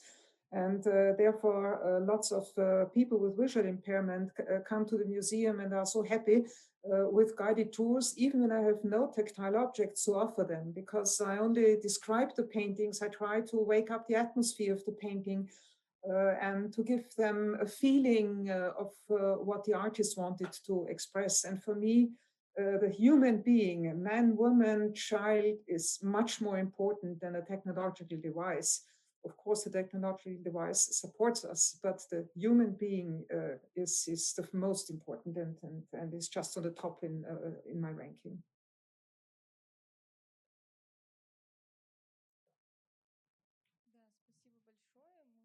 Thank you very much. We're going to wrap up our discussion soon. We are running out of time. I really loved Moritz's idea. When we upload some information in mobile apps, we become dependent on these mobile apps. And then the question is how to choose a contractor who will implement our ideas, how to approach this collaboration. And I have another question, I think, to all participants of our discussion. First of all, to Daniel, I think. Cultural managers, how far can they intervene into the professional life of designers? Are all designers ready for this collaboration? Or if they are not ready, what shall we do? And another question is how shall cultural managers, for example, interact with designers? Because very few designers and software engineers know something in Russia about accessibility. So basically, what should we do if we don't have such a reliable contractor? Can we be educators? Can we educate the software engineers? Yeah, this is where the misunderstanding arose in our communication with Moritz. So in our case, Garage educated us, that's true. So they basically explained to us that different people exist in the world and they have different perception of the world, because our usual customers are very different from the Garage Museum. And it was very important for us to understand how it works. Without the cultural managers, without their help, we wouldn't be able to understand where to begin. We held sessions with our colleagues and we were thinking about how we can build this collaboration. I think you have to begin with the very first meeting, give references, give some educational materials, emphasize what is important and what's less important. And then after we go through these references, we will be able to build on that. So we build a hypothesis and we test it as soon as possible with our users. Many hypotheses don't go through this test. This is okay. This is normal. So the triangle that we're talking about is especially relevant here. If you don't have a contractor who knows a lot about this topic, educate them. And then another question is whether these contractors are willing to learn. The perfect contractors are those who are ready to learn, even if their portfolio is far from being perfect. They start to generate ideas, they are inspired. These are the perfect contractors for me. Thank you, Daniel. Moritz and Rotraud, I think I will direct the same question to you. Have you ever faced a situation when the software engineers or contractors didn't know how to implement your idea? So did you have to educate your contractors, or are there any like ready-made companies, perfect partners that you just turn to and tell them what you want, and they do it in a month perfectly well? So they know what to do without your input. So, or do you have to do a lot of input into this collaboration? Well, concerning the tactile reliefs, I had no problems at all. I say it honestly, because it was really a very harmonious collaboration of technological partner, visually impaired people, and my art historian's ideas.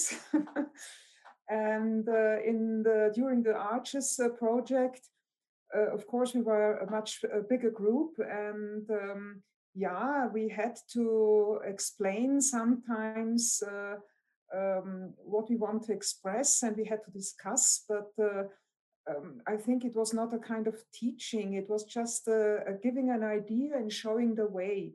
And I think for me, it's also important that people have a certain freedom for the imagination, for their own imagination, and they present them their ideas, and then we can discuss again. And I think it's better to come to reach the aim in discussing than to show the way and to show a strict way how to go, where to go. And I think this was also a very good handling during our project.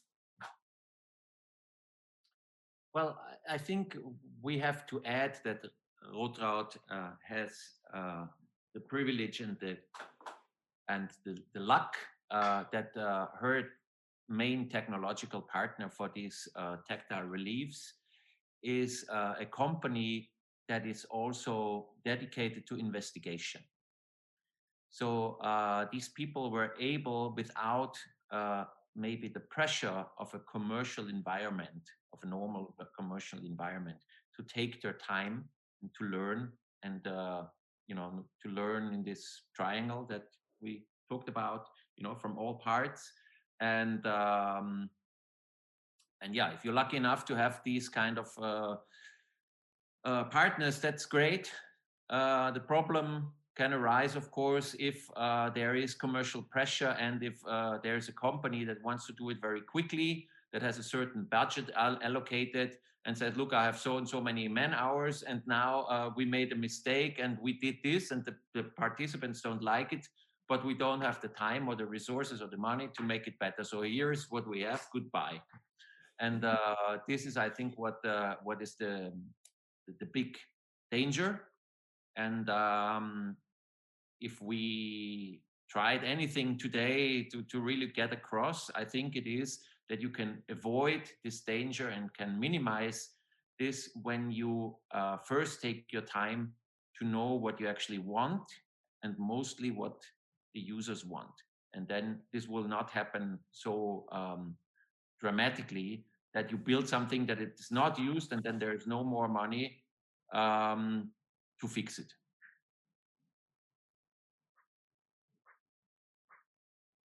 Do you agree, Rotraud? Yeah, it's everything okay. I just agree, 100%. On the other side, yeah, I'm sorry. Oh, please go on. No, I only want to say my technological partner has another problem. They depend from funding from institutions, and they have, of course, to deliver in a certain time, but they have a little bit more freedom than all the other companies. That's true what Moritz said.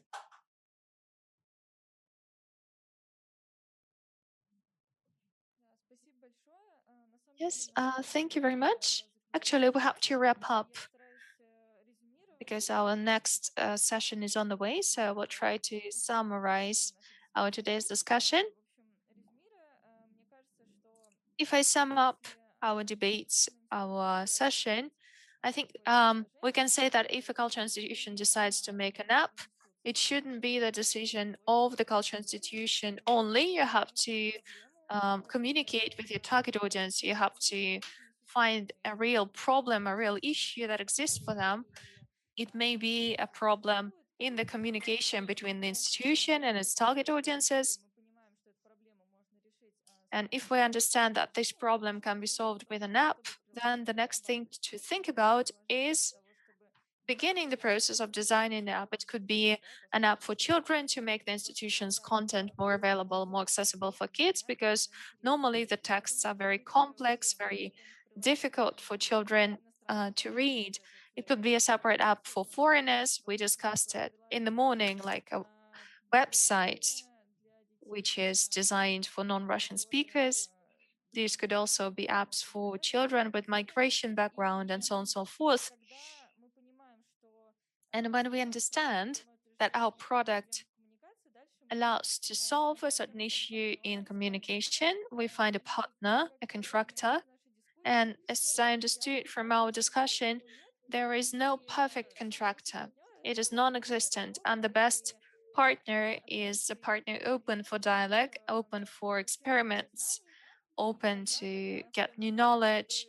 And then if we find a person who is ready to learn more, who is ready to learn, who is ready to change, then in a dialogue together with the end user, with the contractor and the cultural manager, we can get a high quality product. So I think this is what we discussed. This is the conclusion we reached. Do you have anything to add? I just wanted to add one thing. I think that every app has an end goal because technologies change. We discussed it today too. And it's important to understand how you are going to evolve later on after the release. For example, our strategy is we add more content, we add more games to our app, we add new words to the vocabulary. So we chose this path of replenishing the variety of content. So I think this is important to think about the strategy of how your app is going to develop later on after the release. Because even if your partner is perfect and you solve an issue, a problem for the target audience, if it stays the same, the audience will get bored. And this is very important. How is the app going to evolve? And we designed a plan for 4 or 5 years. I think it could be a topic for a separate discussion, by the way, because any app is finite, like everything else in our life, basically. And this is also very important to think about at the very beginning. Yeah, I have something to say here too. We said at the very beginning that that apps do have goals. So sometimes there are apps that just solve an issue, and this is it. Nothing else is needed. But as for your app with the vocabulary, yes, of course, it has to be enriched. So it all depends on the task you set. We don't have any more questions from the audience on YouTube. If we have any questions from the live audience here, yeah, Irina has raised her hand. Let's try to answer these questions. Hello, once again. I think my question will be to Lyuda. Have you researched the advantages of an app format compared to YouTube or Instagram? Because I think that YouTube or Instagram are more popular, so to speak. They are part of our life already for children and for adults. Why did you choose an app as a format? And the second question is, as for your expectations, did they come true? I mean, for example, the number of downloads, the statistics. This is it. Thank you. Yeah, thank you very much for the question. As for the first question, for us, the cornerstone was gamification. And when we researched this topic even before we started to do anything, we met teachers, we started a working group. And because we have social media from the Garage Museum, we use it to conduct polls, we use it to organize some interactive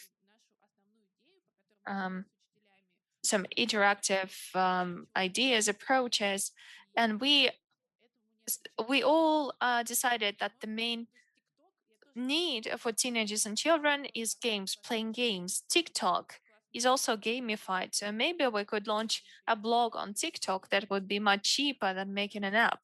We just need to think about the approach, the policy, but The main idea for us at the beginning was gamification. We needed some stimulation, some words, something that some levels that the children can achieve.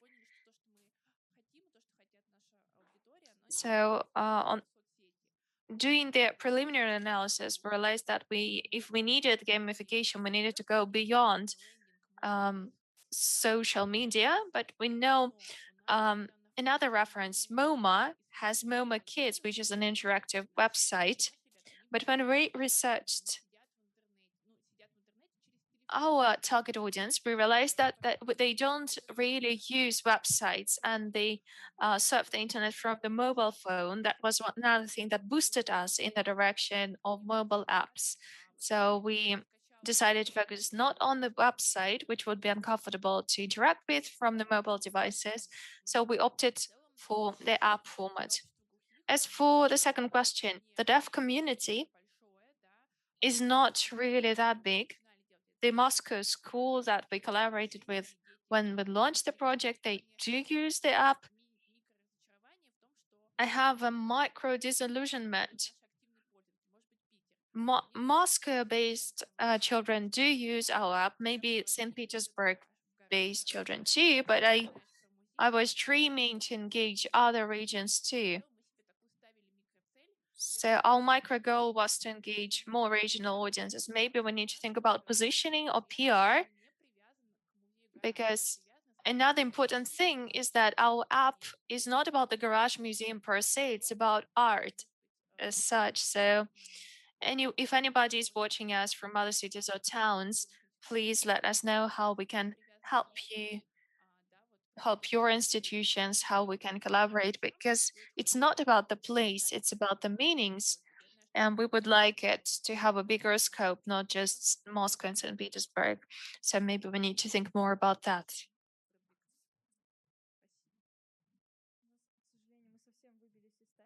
Sorry, we ran out of time.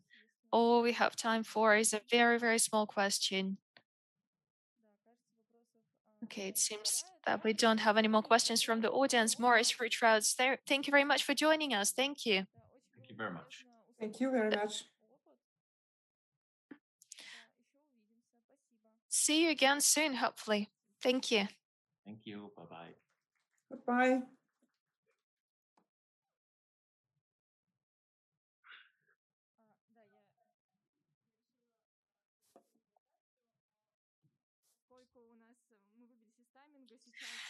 Fortunately, we ran out of time, and the next speaker is on the line already. Corey Timpson, founder and former director of inclusive design at the Canadian Human Rights Museum.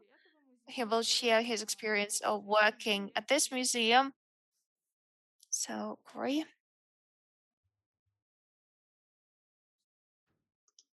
Hello, everyone. I'm just going to share my screen if I can get a verbal confirmation that you can see my slides.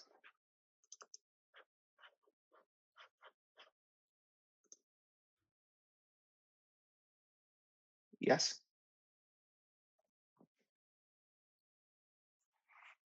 Can you hear me?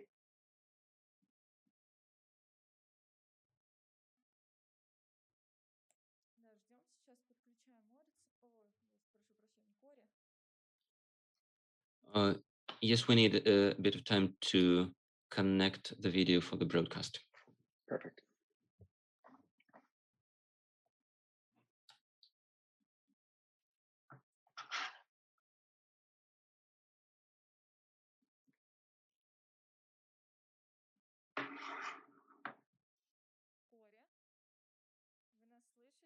So, Corey, can you hear us? Yes, I can hear you. So we have introduced you, and we are ready. Okay, perfect. Over to you. So, good morning, everyone.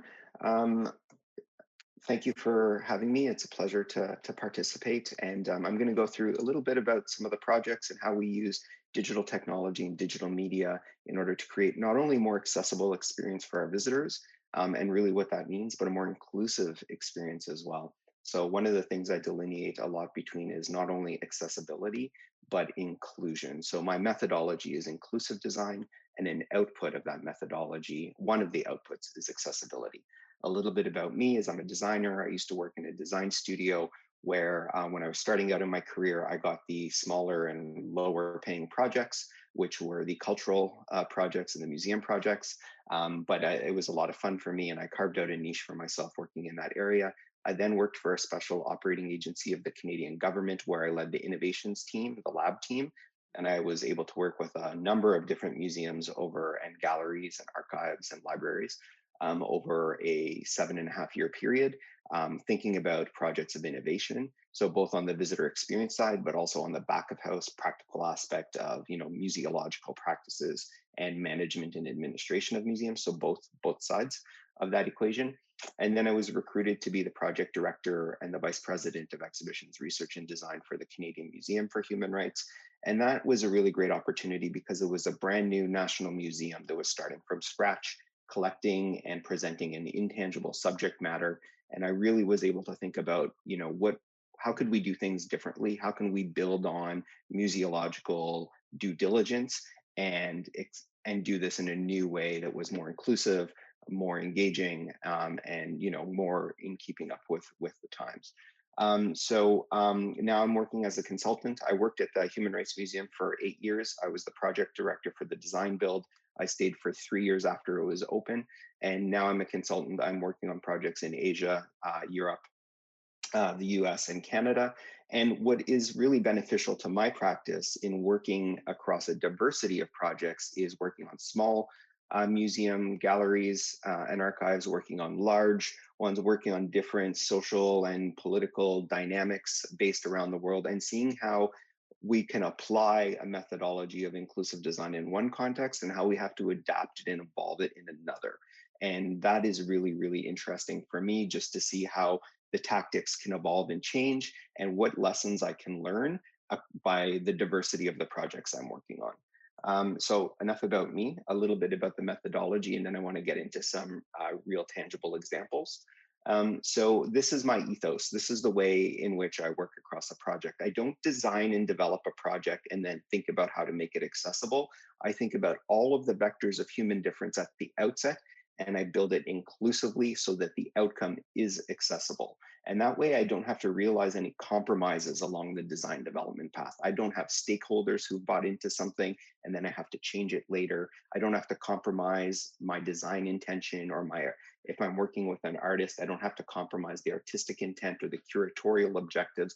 There's basically no compromises that get realized, which means I can be far more effective in my creative conceptualization, in my design development tasks, and how I manage resources on a project. So it's really just a bit of a shift in thinking about not making something accessible, but making it inclusive and knowing that it will be accessible at the outcome.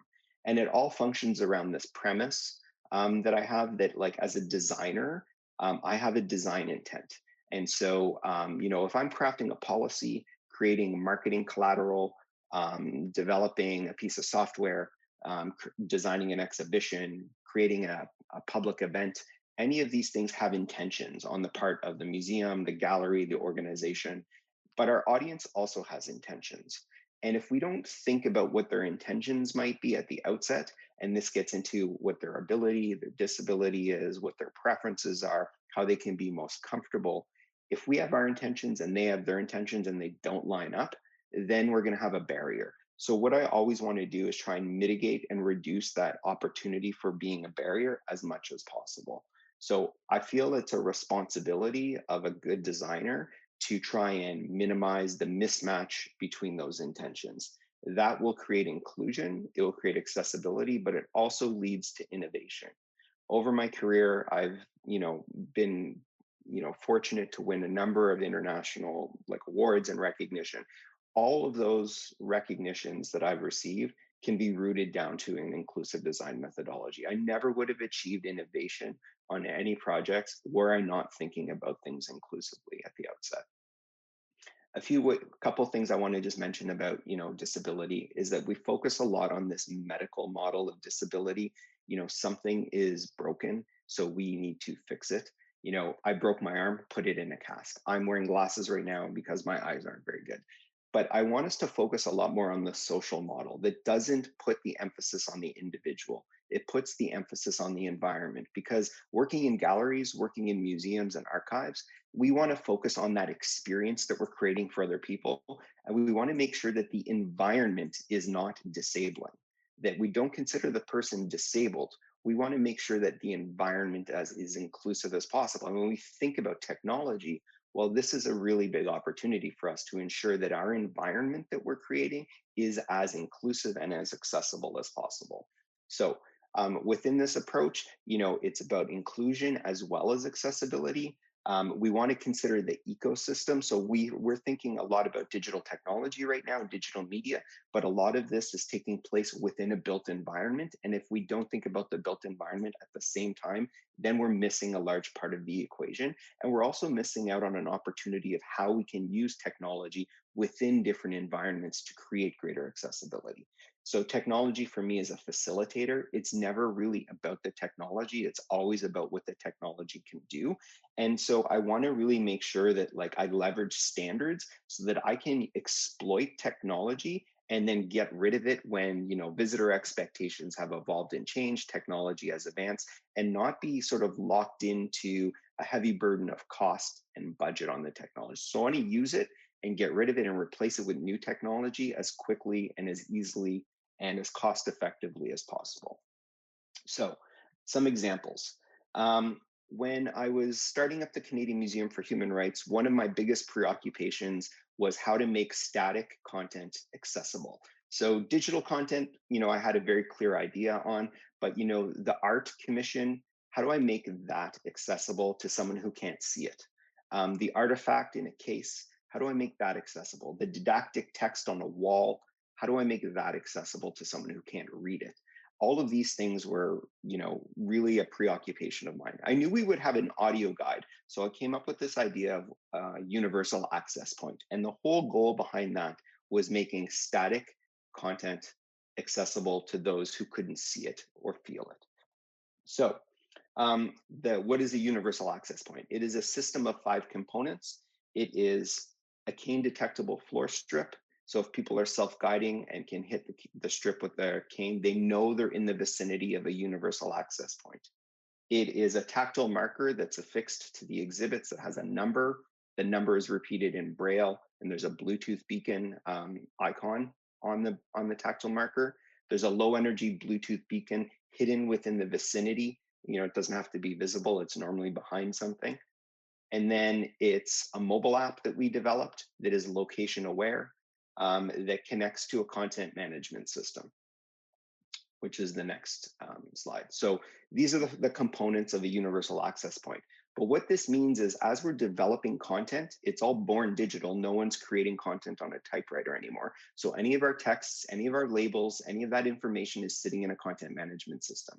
We can now direct that content management system and deliver content to the app based on where people are located. What that means is when we have an installation like this one, where there's artifacts in a case, there's our labels, we have this tactile marker there, there's a tactile marker on the floor. People know they're in the vicinity, and they can now type in 303 on their mobile app and have all of this content described to them, or they can use the near me mode and be prompted by the Bluetooth beacon to know, hey, this is the index of content that is in your vicinity. Would you like to have it described to you? So this is a way of making static content available to people who can't see it, can't read it, maybe people with low vision, it's behind glass, et cetera, et cetera. What's happening now is that people are also using it as a bookmarking system. So, you know, it would take about 4 days to go through the entire museum and see all of the content if you were to really dig into it. So now people are using it as a bookmarking system. So when they go home, they can type in number 303 in the app and revisit that content. Another aspect about this, I want to emphasize the standards compliance. Because it's standards compliance for iOS and for Android, that means that as Braille displays, refreshable Braille displays became more cost effective and easy to buy and became mobile compliant, that I was able to buy a couple of these, have them at visitor services. And now because it's all app based and all this content's being fed from a content management system, the Braille display can read it for people who use Braille displays. So the change for me to be able to provide something for a deafblind audience was actually just buying a couple of these displays, and people who have their own can just use this with their mobile device and actually get access to all of the content in the museum and that they wouldn't otherwise be able to get to. Another project. This was an exhibition called Sight Unseen. Is a photography exhibition where all of the photographs were contributed by blind photographers. I couldn't imagine having an exhibition where all of the work is created by people who are blind, not be accessible to people who are blind. Or it'd be just a description. So what I did was I engaged a company from New York, and we translated photographics material into tactile reliefs. And if you see the little dot on the man's cheek, that's a hotspot. So when you touch it, you get an audio description of what it is you're touching.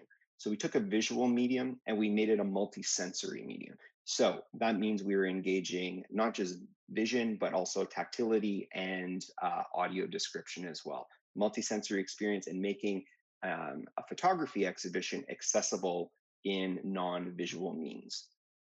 So this is another photo, and these are two visitors who are blind who are, viewing a photography exhibition for the first time ever. It's important that we keep iterating upon these things. So I've now worked on this project 4 times.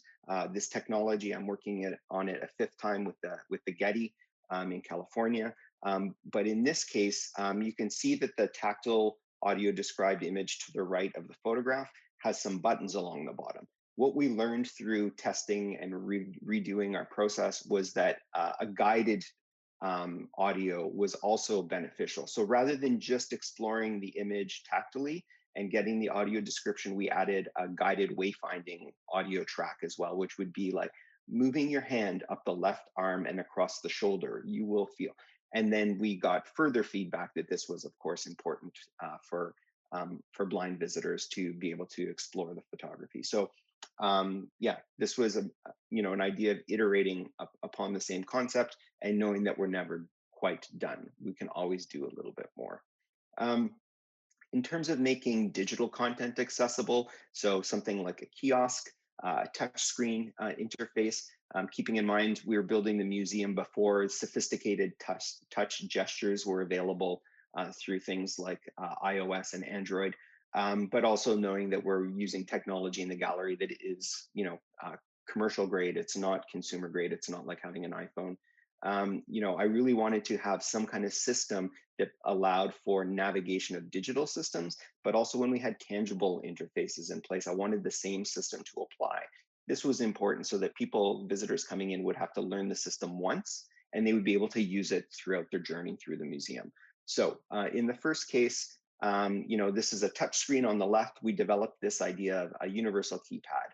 So it basically is mapping a regular keyboard to a fewer set of buttons so that using text to speech, a visitor can tab and navigate through the information architecture of the touchscreen system. We also added additional functionality, like you can see the magnifying glasses so people can zoom their content. We added volume control. And if you're using text to speech, as most blind users do, you can adjust the speed of text as well. You can always go home, you can ask for help. So those functionalities are really important, knowing that people will lose their place, their orientation within the 3D system. So we want to allow people the opportunity to go back from where they came. But this system just follows a semantic structure like a website and allows for the navigation of a digital system, sight unseen. We also have an audio-only version. So for non-navigable systems, if you're listening to a film, for example, we want to provide volume control. We want to allow the audio description track to be in place. So this is the audio-only version when you don't have to navigate a system. We can see it applied here. There's a tangible interface of a giant ball that changes the projections that are happening on the circle in front of you. This is a gentleman who's blind and in a wheelchair. He's got his headset plugged into the keypad, and he's navigating the media through the keypad instead of using the trackball.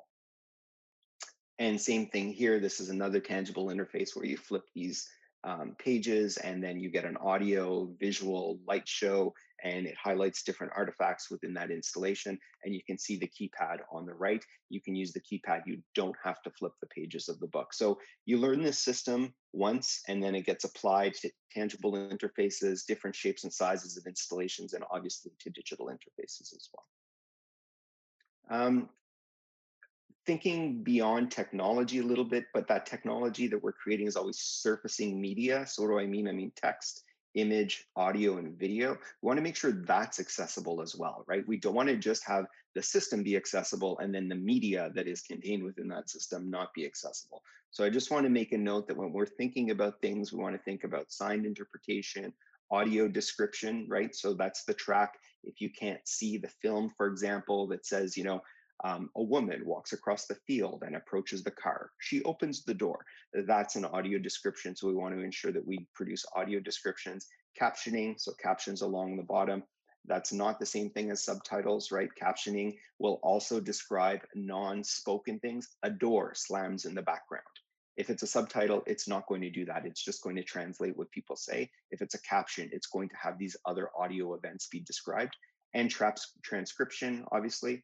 And then we want to add some functionality around that. Audio ducking. What is audio ducking? Well, if we have the audio track of a film and we have the audio description of what's going on, we can't have them both happen at the same time.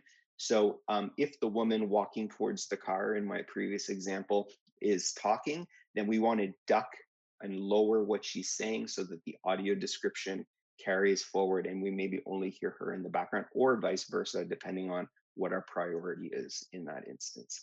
And we want to provide volume control, because being deaf is one thing, being hard of hearing is another, and providing volume control is really important. So I just wanted to make a specific call out to the media.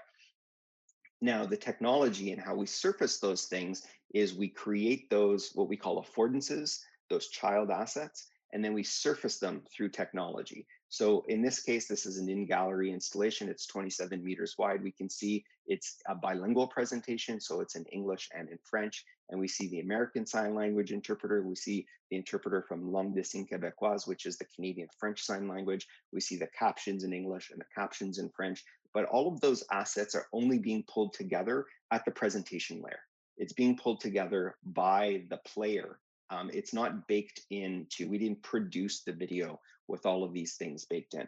And that's important because we can take this media and we can send it to different installations, and we don't have to reproduce those installations every time. The media player, we want to spend some time on developing an accessible media player. And basically that means being able to dynamically pull these pieces together and line them up through their time codes. So we have that installation, we have a different shape installation, we can present it on a mobile device, and we can present it online.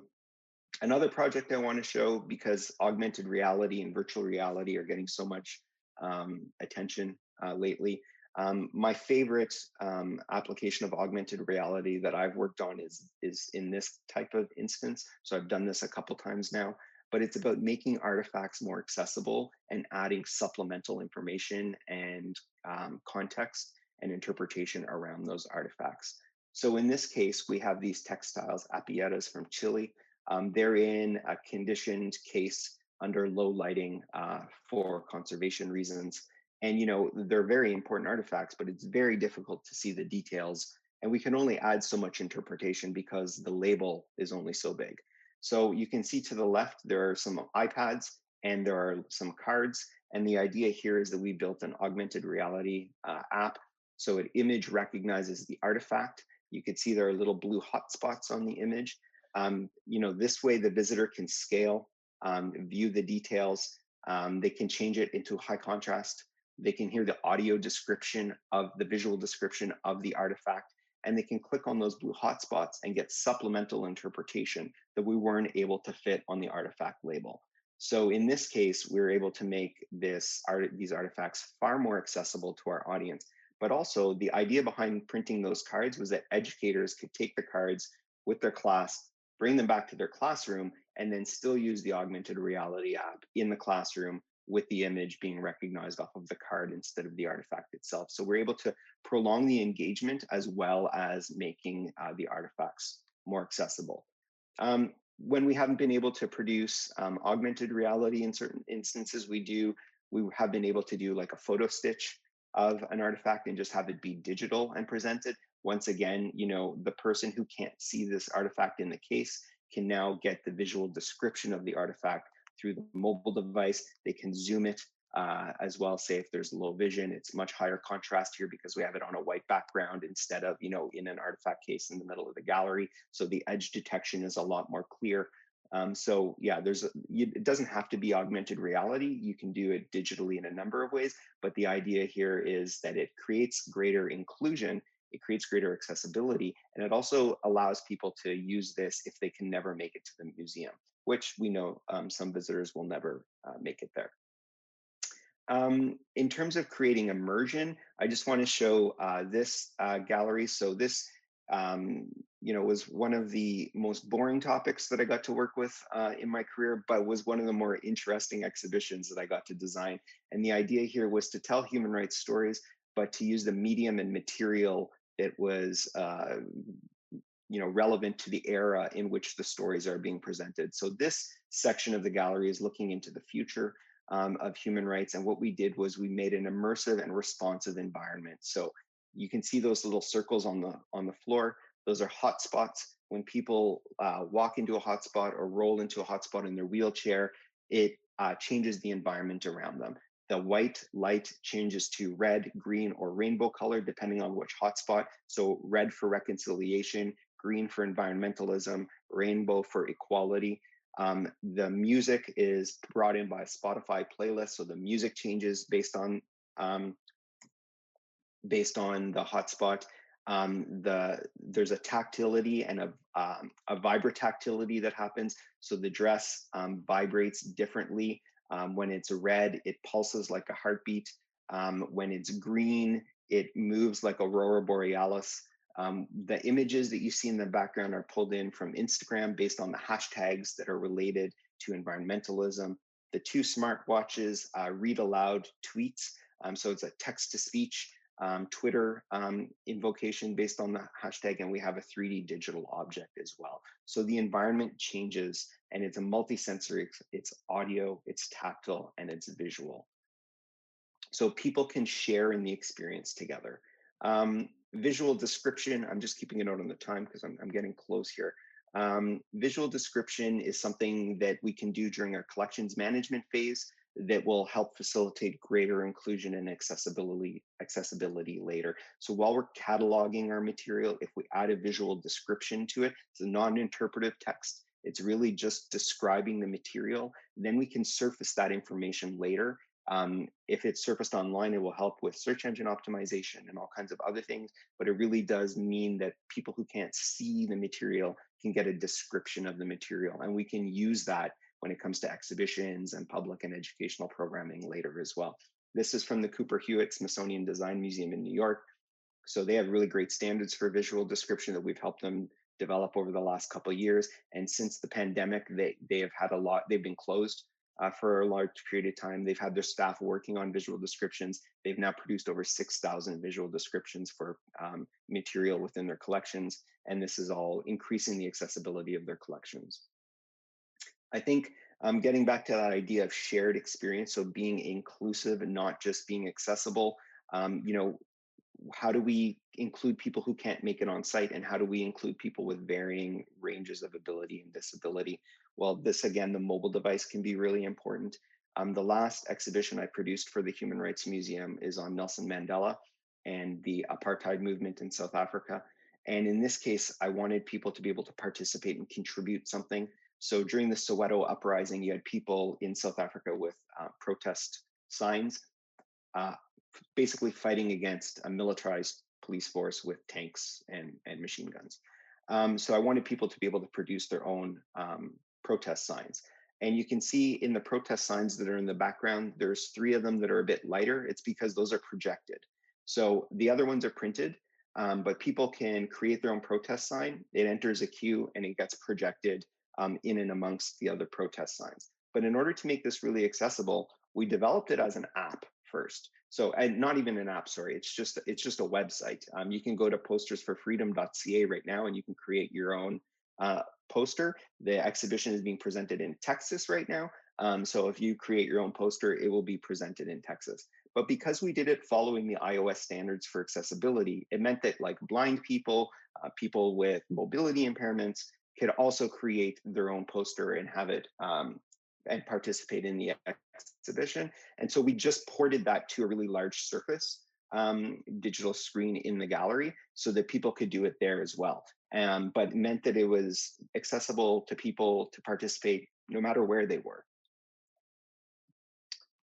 Same kind of concept with this exhibition. I won't spend too much time on it. It's called The Witness Blanket, but it's highly passive. You look at it, you hear the stories about reconciliation and the residential school system in Canada. But I wanted the participation and expression on the part of our visitors as well. So there are 2 iPads. It's just a website. People can go in and create their expression, their reflection, and it gets projected on the wall in gallery. It also gets projected on a virtual wall on a website. So this way we have people in the gallery participating. It's accessible because it follows WCAG, WCAG 2.1 AA standards for web accessibility. And so they can participate. If they're at home, they can participate in the gallery, and both of those participations facilitate a dialogue and a communication between audiences, no matter where they're located. And so finally, some considerations around equity. Technology is a great facilitator for rich multisensory experience design. We can also use it to create equity so that people of varying abilities, different abilities can participate together. This is another example from the Cooper Hewitt Smithsonian Design Museum, an exhibition called The Senses. So it's a multisensory, there's visuals projected on the wall and on the floor. There's an audio component and there's a vibrotactility in the seat. So when you're sitting in the seat, there are events that happen that are visual, audio, and tactile. But what if you can't sit in the chair? Like what if you're in your own chair? Then we created a pillow, right? So now someone in a wheelchair can use the pillow so that everyone can participate together. And so this is just an idea of like how we can use technology across a number of modalities. Back to that idea of we're existing in an ecosystem. So I really want us to focus on this. Like this is an ecosystem. People are in a built environment. People have different media. There's different modes of transportation. There's rules. There's lines on the ground. There's vehicles in the background. There's signs. There's sidewalks, et cetera, et cetera. Everyone in this photo, except for I think 3 people, is using a mobile device. So like the point here is that like, let's just consider that a visitor is always existing, even if they're going through your gallery and there's no digital media in there, they're still carrying this in their pocket. And so how can we take advantage and use that? And how do we do that in consideration of the physical environment with the digital environment? They're always coming together. We should not think of any one of these environments as being in isolation from the other. This is an idea of the ecosystem. This is digital media projected as a 360-degree film. We see the captions, we see the signed interpreter. That's the media affordances. We see the built environment affordances, and there's a backrest. There's arms on the chair so people can push themselves out of a seated position. We also have adjacency seating so that someone in a wheelchair isn't sitting in the middle of the experience. They're sitting in adjacency like anybody else. We can see that there's the universal keypad audio version so they can plug in their headset. But the important thing to note here is this position is directly across from where we see the captions and signed interpretation, so that if a person is in a wheelchair and needs those affordances as well, they can get them all. And final comment on mobile computing is just if we think about the accessibility affordances that are built into our mobile device, taking the screenshot, I had to use 2 screenshots because there's at the index level so many affordances, it doesn't all fit on one screen anymore. This used to represent, $20,000 to $40,000 of assistive technology that just comes for free in your mobile device now. So it's sitting there, and that's a huge opportunity for us to use it. One kind of final thing I want to say is that a big thing is managing expectations before people come to the gallery. And so let's just push as much stuff onto the website as possible. A lot of websites. I participated in a project called Vocalize in the United Kingdom, and where they do an analysis of all of the historic sites and museums and galleries and archives and libraries across the UK and figure out what information is published on the website so that they can manage expectations before people get there. And that could be anything from there's no lift to get up to the second floor to sensory maps. This is a very high sensory gallery, a lot of flickering and visual images so that people, say with kids on the spectrum, know maybe they don't bring their kids there. What are the quiet places in the museum for people to get sensory overload? So just to say, like, the website is still an important tool, and in particular, it's important that we use it to manage the expectations of our visitors before they get on site. And then one kind of final comment on COVID is that there's been a lot of discussion and museums and galleries that are shutting down anything that involves touch during the pandemic. And we just want to make sure that, you know, we don't create more barriers while we're trying to address specific needs arising from the pandemic. So, you know, Free Touch is an app that allows for navigation of digital systems on your own device. It works like with any digital system. That's an opportunity. There's styluses that you can buy that cost, you know, pennies, that are recyclable, so they don't create an environmental issue, but then people can use a stylus if there's digital media. Finger cots are like little kind of condoms that fit on your finger that allow you to touch things, tangible interfaces or digital screens.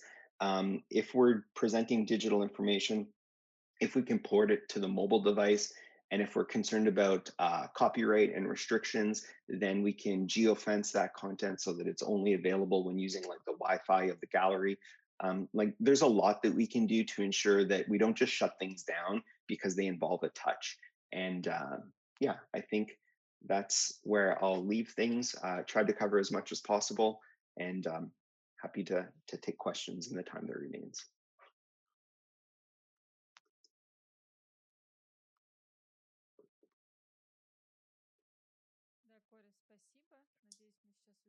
Yes, Corey, thank you very much. Hopefully, we will see now on the screen here again. Do we have any questions from the audience? No questions from the audience so far? Please return Corey on the screen, dear tech team. I have a question on my behalf. I loved your idea about inclusive design and about how you think about accessibility of projects at the very beginning, and this is part of exhibition work. This is part of our work when we engage audiences.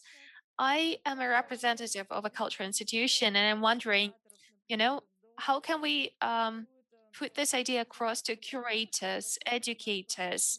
So how can we explain to them that accessibility is not an addition that comes later on? It has to come at the very beginning. It has to be in the core of whatever we do. So maybe you could suggest some convincing arguments. So how can we explain to people that accessibility is a kind of a starting point for everything else, and you can't make something accessible if you just adapt it at the very end? Yeah, I mean, this is kind of the most important question that I get in my practice all the time. And what I try to do is find a point of relevance depending on who I'm speaking with. So, for example, when I'm speaking with, a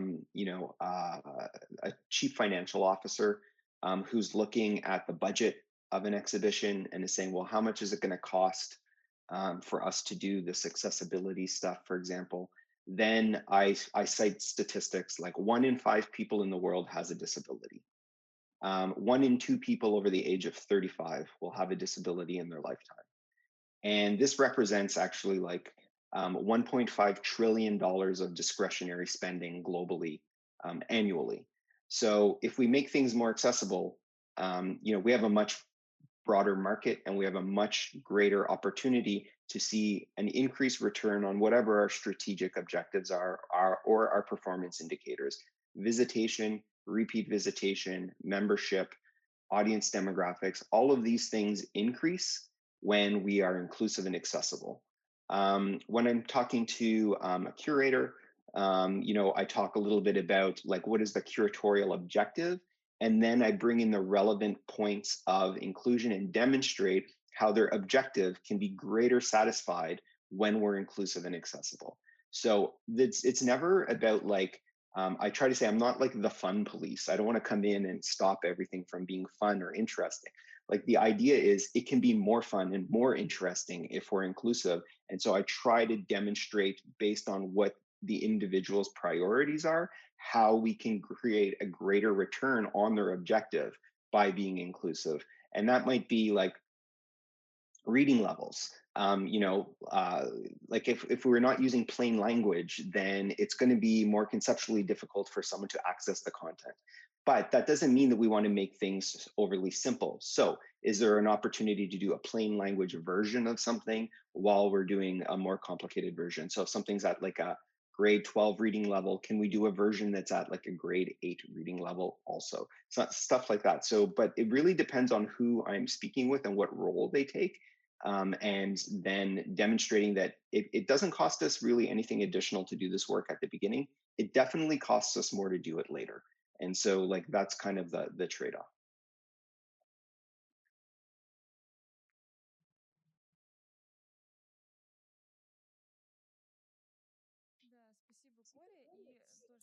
Thank you very much, Corey. And another small addition maybe to make all of these rules that you went through now, I think they are true and valid not only for the physical world, but also for the digital world, for the virtual environment. So when we make digital products or when we design the website, which is basically the face, the identity of our institution, if these products are available, accessible for as many people as possible, we'll be able to engage a lot more audiences. And this is also a business move, I would say. Absolutely. And when you look at digital products, particularly the semantic structure of software, any of the semantic rules that we follow for accessibility are going to be best practices for interoperability, for search engine optimization, for scalability and future change. So investing in strong semantic practices at the beginning yields accessibility, but it also yields a greater ability to change and be interoperable later. So imagine there's a new technology, a new device comes out, and you want to take advantage of it. You know, the change that you have to take on when you want to do that is going to be much less resource intensive. So it's going to cost less, it's going to take less time than it would otherwise, while being more accessible.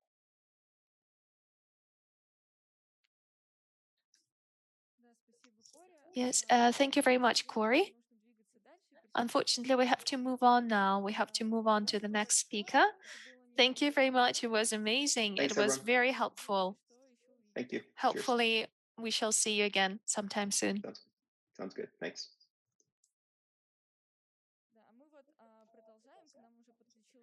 We have the next speaker joining us already. Carla is with us. I just wanted to say a couple of words. When we talk about accessibility, we mean not only relationship between the institution and the visitors. When we talk about accessibility, it's also about the accessibility for artists, because not all artists have the opportunity to talk about their art or to produce their art in the conventional ways. And sometimes technologies can remove these barriers, can make the institutions accessible for artists too. So we are very happy to pass the mic now to Carla Rice. They will share their project Revision, which is about art, inclusion, and social work. We think this is extremely relevant and extremely useful, especially for the Russian contemporary art scene, where many artists, unfortunately, find themselves marginalized by the art community. Thank you very much. Carla, the floor is yours. Thank you so much for that kind welcome. And I just want to note that I'm speaking with Fadi Shanuda. So I'm wondering if somebody could presence Fadi. He is my co-presenter today.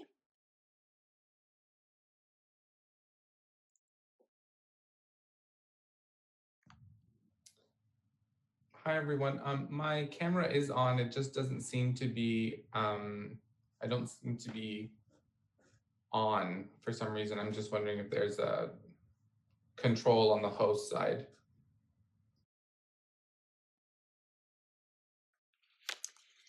While people are maybe getting that worked out so we can see Fadi's beautiful face, I'm going to start this morning with a land acknowledgement. Some folks may or may not know that Canada is a settler colonial nation. This means the country from which Fadi and I speak has participated in the genocide of millions of Indigenous people in order to justify our settler claims to the land. You might be wondering why I'm telling you this. Oh, I think Fadi's coming on, I'm not sure. You may be wondering why I'm telling you this. Over the last few decades, settlers in this context have begun to reckon with our country's colonial violence. And as a result, many people have taken up the Indigenous practice of opening events such as this one with a land acknowledgement. And this is a practice that we engage in at Revision. A land acknowledgement simply is a statement that recognizes the people on whose territories we speak. On the screen, you will see in a minute an artistic rendering of Canada that maps the territories of Indigenous people who have lived in intimate relationships with the land for millennia. The map was created by Vanessa Dion Fletcher, who's a disabled Indigenous artist who works on many of our projects. Indigenous peoples across Turtle Island, and Turtle Island is the English translation of the Anishinaabe term for the landmass that we call North America. They develop complex systems of living premised on relationality and animacy, or the belief in the interconnectedness and aliveness of all things organic and inorganic. So one Indigenous theater scholar, performance scholar called Dylan Robinson, and he is from the West Coast nations. He's from the Wemhook, the Coast Salish, which are on the west coast of the of Canada. He argues that land acknowledgements are always relational, which means that rather than being, purely bureaucratic statements or, expressions that allow us to perform kind of a righteousness or goodness or to announce that we're engaged in reconciliation with Indigenous peoples, that they're not just statements, they're acts that require us as speakers to center our relationships with and responsibilities to the human and non-human worlds in the context of this moment, in this time and place. So following Robinson, Fadi and I want to honor and pay respects to the people of the Three Fires Confederacy, on whose ancestral territories we live. We speak to you from Takaranto, which is the Indigenous name for the city of Toronto. And we want to acknowledge that this city was built without meaningful compensation on the treaty lands and territories of the Mississaugas, who are members of the Three Fires Confederacy. We also want to recognize that we have internet access, and this allows us to speak with you today, but that many Indigenous peoples across our country do not have equal access to bandwidth, do not have let alone access to clean water or safe housing or good medical care. They remain underserved by our governments that in distributing much of the wealth that has been generated through our land to settler communities primarily. And that gives us access to the work that we're going to speak with you about today. So my name is Carla Rice, and I am a professor and academic director of the Revision Center for Art and Social Justice, which is a center at the University of Guelph, which is just outside of Toronto. I'm principal investigator of a grant called Bodies in Translation. We're a 7-year-long research grant that seeks to cultivate deaf, disabled, mad, fat, and aging activist arts, using a crypt CRIPPED, and decolonial lens, and we'll explain crypt in a minute, what we mean by that term, through engaging with many community and institutional partners with an ever-expanding network of collaborators internationally. At its core, our work is fueled by one central idea, that creating access to art for non-normatively embodied people and opportunities for the public to engage with such art will expand understanding of non-normative vitality and in this way advance social justice in Canada. And you may wonder why we have put all of these disparate groups of people together under this one umbrella of non-normative art. We have done this because these are all groups of people who are imagined as non-vital, as non-contributing to our society, as non-cultural producers, non-cultural creators, and we want to disrupt or interrupt that idea and suggest that these groups of people have a vital role to play in cultural creation and cultural production. And this is one way that these groups can demonstrate their vitality and demonstrate that there's something potent about disability. So in terms of my own experience and positionality relative to this work, I've long identified as living with a mental difference. I have had entanglements with psychiatry and have been institutionalized at certain points in my life. And I live with this difference. But it was only through connecting with disability arts and activist communities and disability studies as a disciplinary area of study within the academy that I have come to see myself standing ambiguously in and outside of the category of disability. And the reason why I put myself in this liminal place in and outside of the category is because I don't face the same kind of unrelenting ableism as other folks, other colleagues and friends with whom I work and play and live do. So I want to acknowledge that people have, sort of different experiences of access and lack of accessibility. I also want to say that I'm a white settler of Scottish and Italian origins, and that I've married into a family of Indigenous kin. So hence, one of my motivations for wanting to do a, sort of thorough and serious land acknowledgement. I've learned a lot from my kin. And also I recognize that disabled artists who are also Indigenous face more barriers to access art and art making than artists who may have disabilities but who are not Indigenous for some of the reasons that I outlined earlier. I'm middle-aged, I'm white-haired, I'm round-bodied, I'm a white, queer, cisgendered woman, and I'm wearing a gray jacket. And I'm now going to turn it over to Fady. Hi everyone, my name is Fady Shinuda and I use he, him pronouns. I am currently a Social Sciences and Humanities Research Council of Canada postdoctoral fellow working in London but based in Toronto, Canada. I am a fat, disabled, queer settler and immigrant of color from Egypt. Today I'm wearing a white, blue polka dotted shirt with a gray sweater. I have long brown hair, a beard, and a mustache. My research with BIT includes the work you will hear about today and also an oral life history project that focused on deaf, mad, and disabled artists' practice and development of a crip aesthetic. So crip is a term you will hear throughout this presentation. Crip comes from the derogatory term cripple and is a reclaimed word similar to queer and geek and slut, and is both a proper noun and a verb.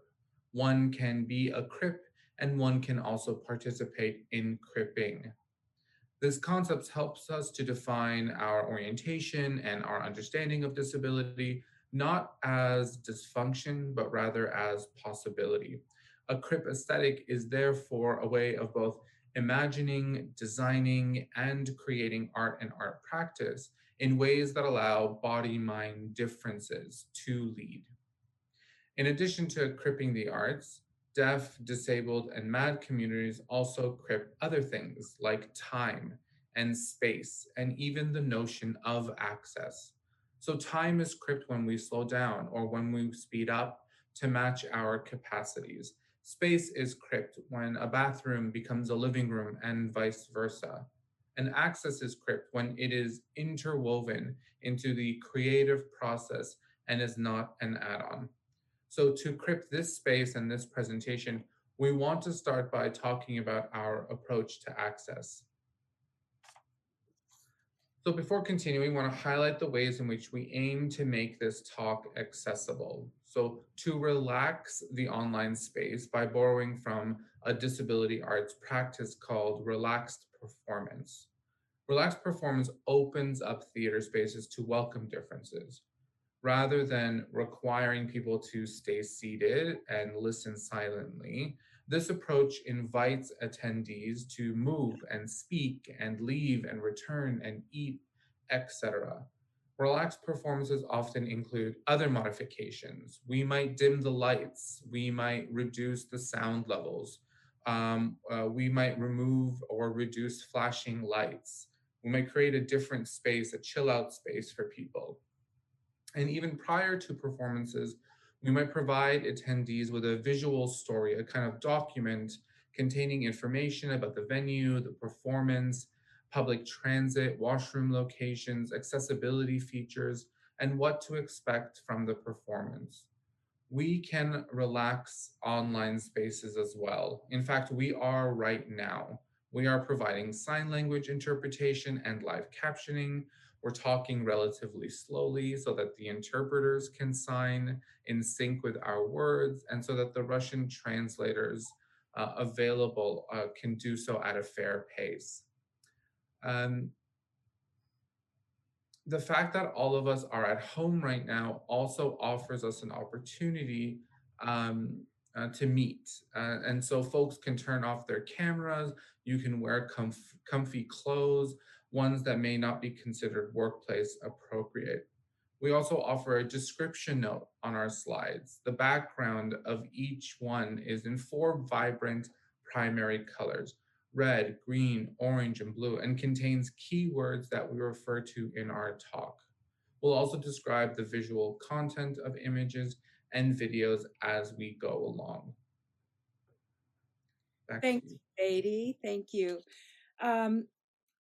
And I also just wanted to say, for people who are in the audience, we invite you to relax your body as well, and to sit in any way that's comfortable for you.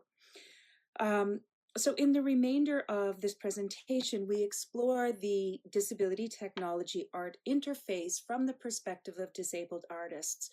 You know, up to this moment in this presentation, we've attempted to enact disability culture through all of the things that all of the accessibility sort of dimensions that we've added to the talk. So we wanted to give you a little taste of what it would mean to enter into disability culture and disability community spaces where people are making together and creating art together. But now we're going to turn a little bit to talk about the interface, the technology disability interface from the perspective of disabled artists. And we think this calls us not only to consider what technology brings to disability, which is where the focus has been up to date, but we also want to think through what disability actually brings to technology. What does disability afford technology?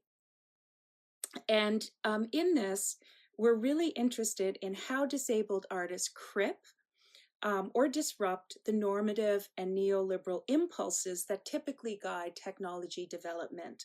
So what this means is that rather than valuing technologies only to the extent that they increase people's productivity or make money or enable folks to approximate normalcy and kind of disappear or absent disability from the space, disabled artists, we argue, reorient to technology as presenting new opportunities for folks with disabilities to extend embodiment, enact care and access, create community, and make change. And there's a world making component to this. Folks are creating micro worlds where people are imagining and enacting accessibility in these micro spaces as experimental projects around creating crypt worlds. So we're going to offer some brief snapshots of our theoretical commitments and our understanding of this nexus from a disability justice perspective, which moves beyond a rights framework and thinks about all of the interconnected ways that that maybe rights are limited because they think about an individual with a disability, but they don't also think about that individual as perhaps indigenous or racialized. And so we want to think in intersectional ways about disability rights and disability justice. We center the work of artists who develop new technologies and reuse existing technologies in ways often that are different from their original design for purposes. So people are tinkering, people are hacking, people are repurposing technologies to kind of anticipate a multiplicity of body minds in spaces, and through enacting enacting accessibility through the understanding that access is iterative. What we mean by that is that we strive for universal design, but we recognize that universal design is this kind of horizon that can never be reached because no technology is going to be able to meet every single person's need. So we recognize as well that sometimes accessibility might foreground a certain community, like the deaf-blind community, or a blind community, or a deaf community. And we explore access in particular with each of those communities. Under the banner and with the broader belief that art is for everyone. So we're trying to radically democratize art. We suggest that disabled artists' modes of technological engagement invite the kind of world making that opens possibilities for non-normative lives and futures. So the underlying kind of theoretical commitment that we have is that we take an affirmative approach to difference. Difference is fundamental, it's basic to the world. Difference is part of the story of humanity. So we oriented difference not as deficiency, but as Fady said earlier, possibility. And this understanding is rooted in a relational view, which holds that difference is not located in an individual body or individual mind, but rather it emerges in the interaction between the person and their environment. So certain people fit their environments, and those are folks who may be seen as non-disabled. There are other folks who are misfits with their environments. They may be identified as disabled. And this idea of fitting and misfitting comes from disability theorist Rosemary Garland Thompson, who uses the metaphors of fitting and misfitting to explain how certain arrangements between body, minds, and worlds are experienced as comfortable and in sync in the case of fittings, so non-disabled people fitting the world and moving through the world comfortably. And the relationship or arrangements between body, minds, and environments can be experienced as disjointed and out of sync in the case of misfittings. And it's the misfits that we're interested in. Those are the folks who are labeled as disabled. So Garland Thompson writes, the degree to which the shared material world sustains the particularities of our embodied life at any given moment or place determines our fit or misfit. So we're really interested in this coming together of body-mind differences and worlds, and how body minds that are coded as difference or coded as misfit can remake the world so that those body minds fit. And we're going to show you now a short video. This was done by Indigenous neurodiverse artist Vanessa Dion Fletcher, whose map you saw at the beginning of this presentation. And she's illustrating how her learning difference, which is related to her processing of the written word, only emerges in a culture that places a premium on writing. So she's suggesting that if she had grown up in the context of her indigenous culture, and that her lifeways, her indigenous lifeways, were not disrupted and undermined by colonialism, then her disability may not have emerged. She may never have been labeled as having a disability because indigenous cultures privilege oral communication over written communication. So can one be thought of as having a learning disability when one is not engaging with the written word, but engaging through oral communication primarily, at least the kind of disability that she has been labeled with? So we're going to show you this video, and to give you an audio description note, the images are of Vanessa writing words on a piece of chart paper, and that is the entire visual landscape of her film.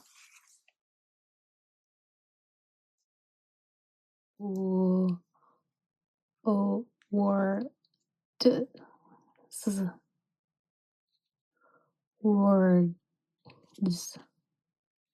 WORDS.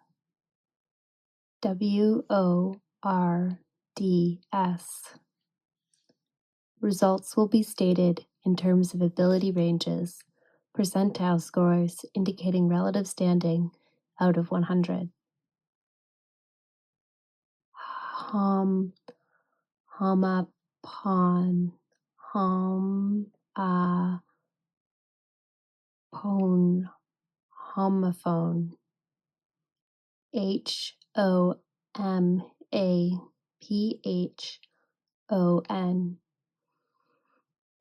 of two or more words having the same pronunciation but different meanings or spellings.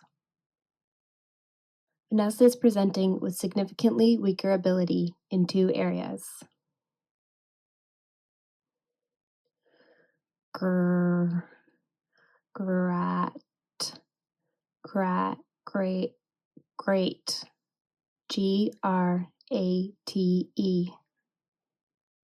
To reduce something to small shreds by rubbing it on a grater. Greet, create, great, GREAT.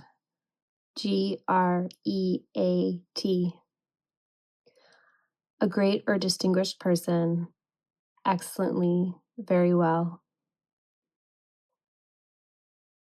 Vanessa's patterns of subtest scores suggest relative strengths in fluid information, spatial reasoning, and the ability to recall infrequently used information from long-term memory. Whole,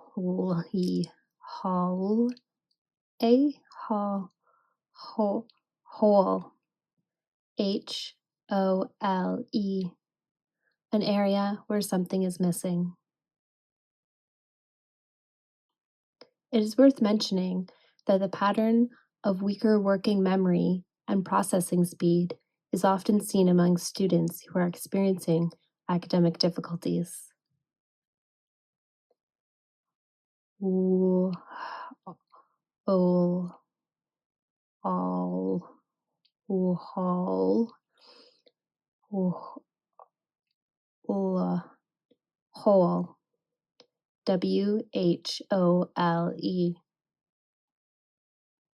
a thing that is complete in itself. So we think a relational frame is important here in a reading of her film, as it helps us to rethink the reality of mind-body difference, to recognize that there is a materiality to mind-body difference, but it doesn't.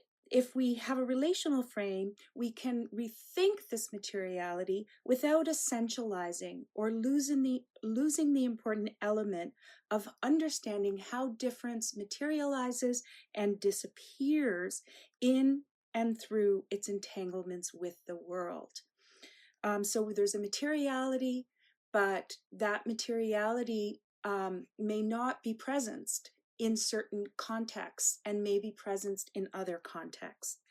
This frame allows us also to rethink the meeting of different body minds with worlds through people's encounters with art.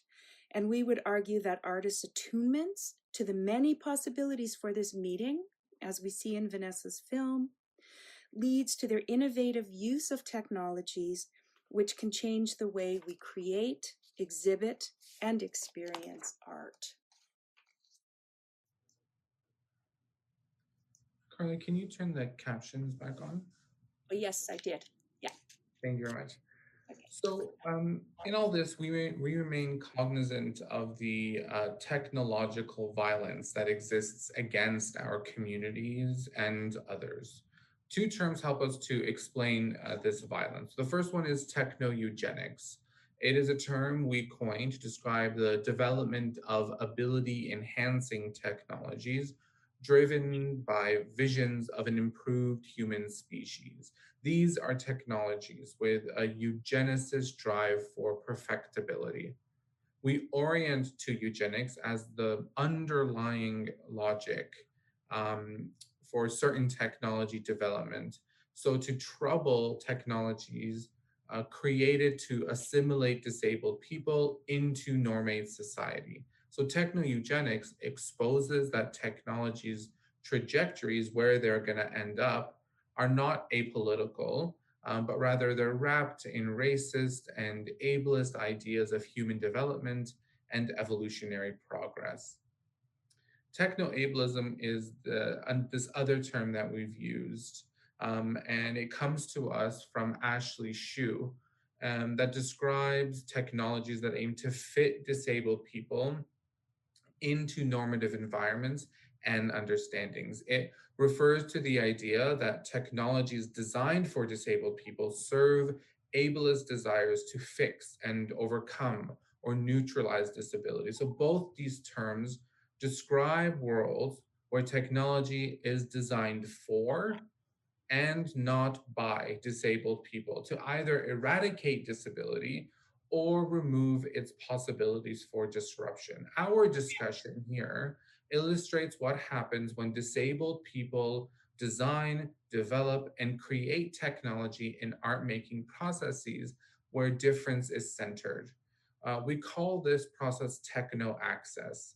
It is a methodological, action-based process of technological development led by diversely positioned individuals and their encounters with technology and access in mind.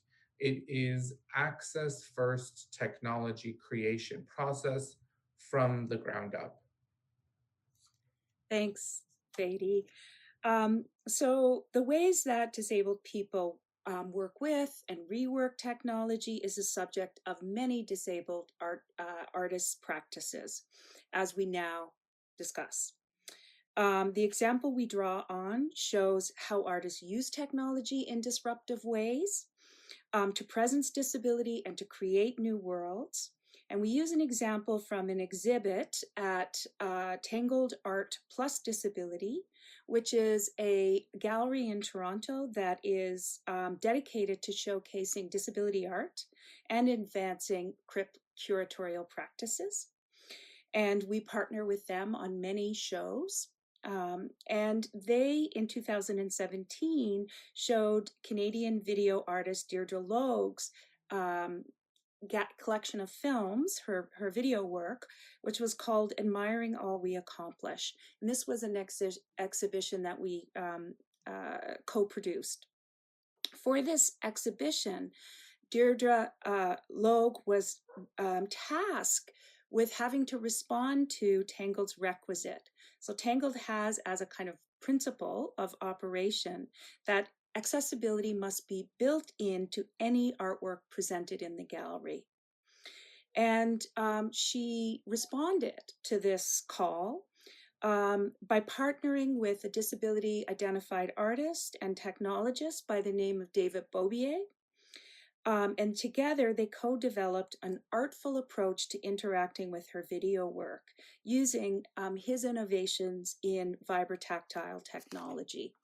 So here we see an image of David Bobier on the left. He's a 70-some-year-old man with white hair and a ponytail, and he is hearing impaired.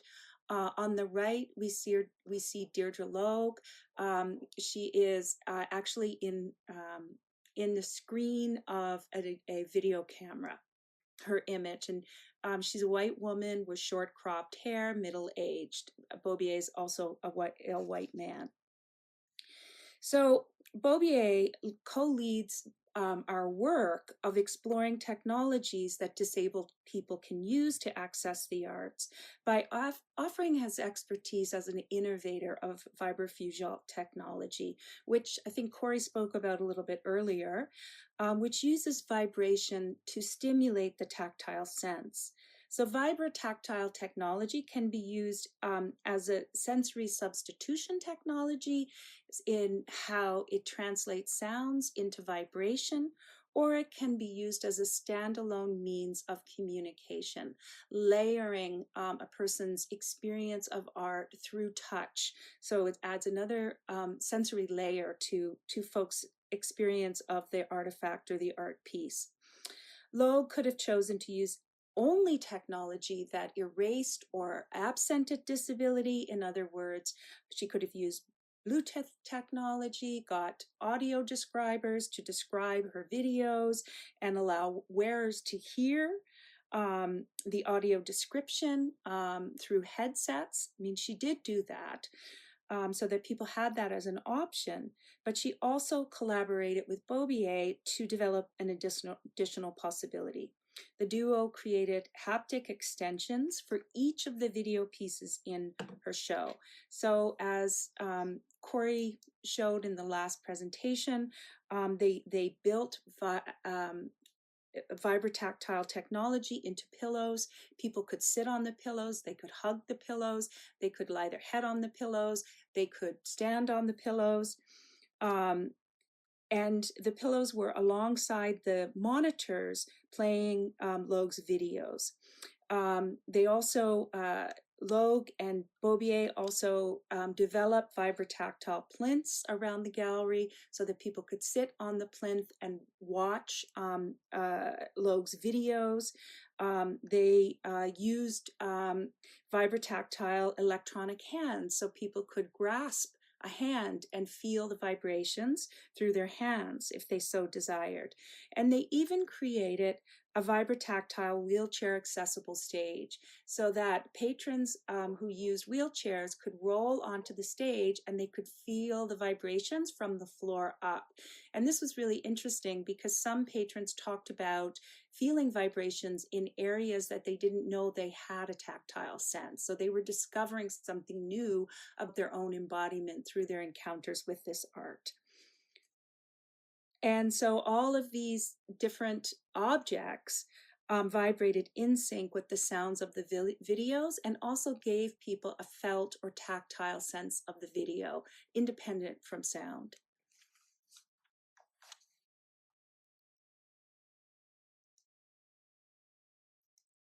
Tonight is the opening of an exhibition called All That We Accomplish. It's at Tangled Art Gallery, which is an organization and exhibition space dedicated to art and disability. 2/3 of the space is dedicated to the gallery, where I have 3 video works, and it's in collaboration with this lovely, amazing man from London.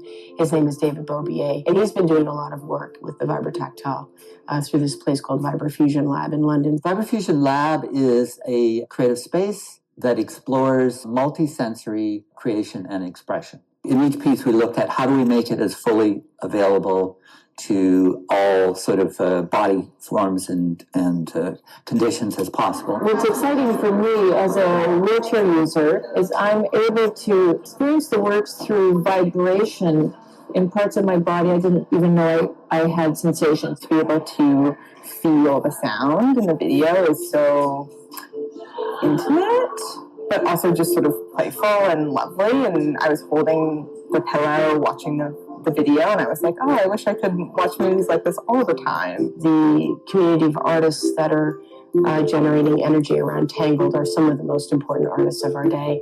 They include artists who are working with and through questions around accessibility and disability.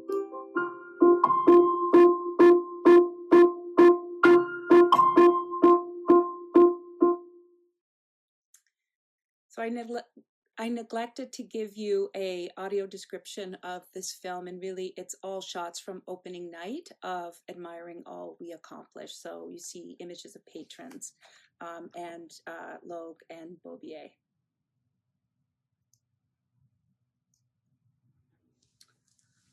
So these things that Logue and Bobier created, these haptic extensions, they invited audiences to participate in Logue's video artwork in an immersive, multi-sensory way that challenged dominant ways of experiencing art. Instead of using technology to fix disability or to facilitate disabled people's inclusion into kind of normative culture, Logue's use of vibrotactile technology promoted promoted access to life and to art for Crip community. Blind artist Alex Ballmer, who reviewed the exhibition, described her experiences thusly. When I, as a non-sighted person, am at a video installation that's being described, I am imagining the images on a screen. I'm actually imagining that experience of watching a screen with images. And what the vibrations did for me was, I wasn't just focusing on what was out there on a screen. I was actually very much aware of what was going on in my body. And I think it was really cool.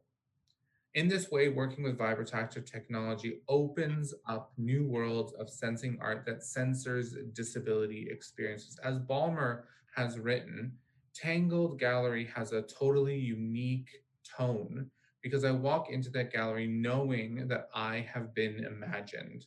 I walk into that gallery feeling invited, included, and welcome. I don't walk into any other art gallery or hardly any other cultural spaces with that.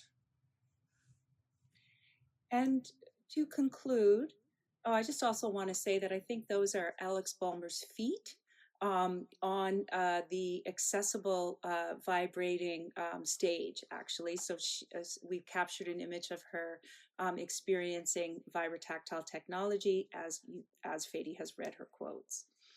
So in conclusion, I think that we both think that these examples offer up some of the world-making possibilities that can bubble up in the space where disability, art, and technology meet. Rather than simply attending to access, the projects and practices described here, we call them vital practices because they're alive, they're always evolving and changing.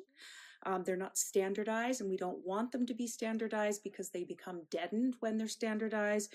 We want them to stay alive. They teach us to recognize an aesthetic experience of the world that is ushered in when disabled artists and technologists design technologies for access to art. So the aesthetic experience of the world, is one that we want to keep alive and vital, so people are exploring accessibility as an aesthetic. They also teach us to recognize that disability and disabled people are important cultural producers with whom exciting and innovative approaches to access and to art might be imagined. And Logue tells us that these are some of the most important artists of our day, and I agree with her. And they also teach us the understanding that access to technology provides access to cultural production, representation, and participation, reflecting disabled communities' vitality and reflecting access to life itself. So we'll end there. Thank you so much for listening.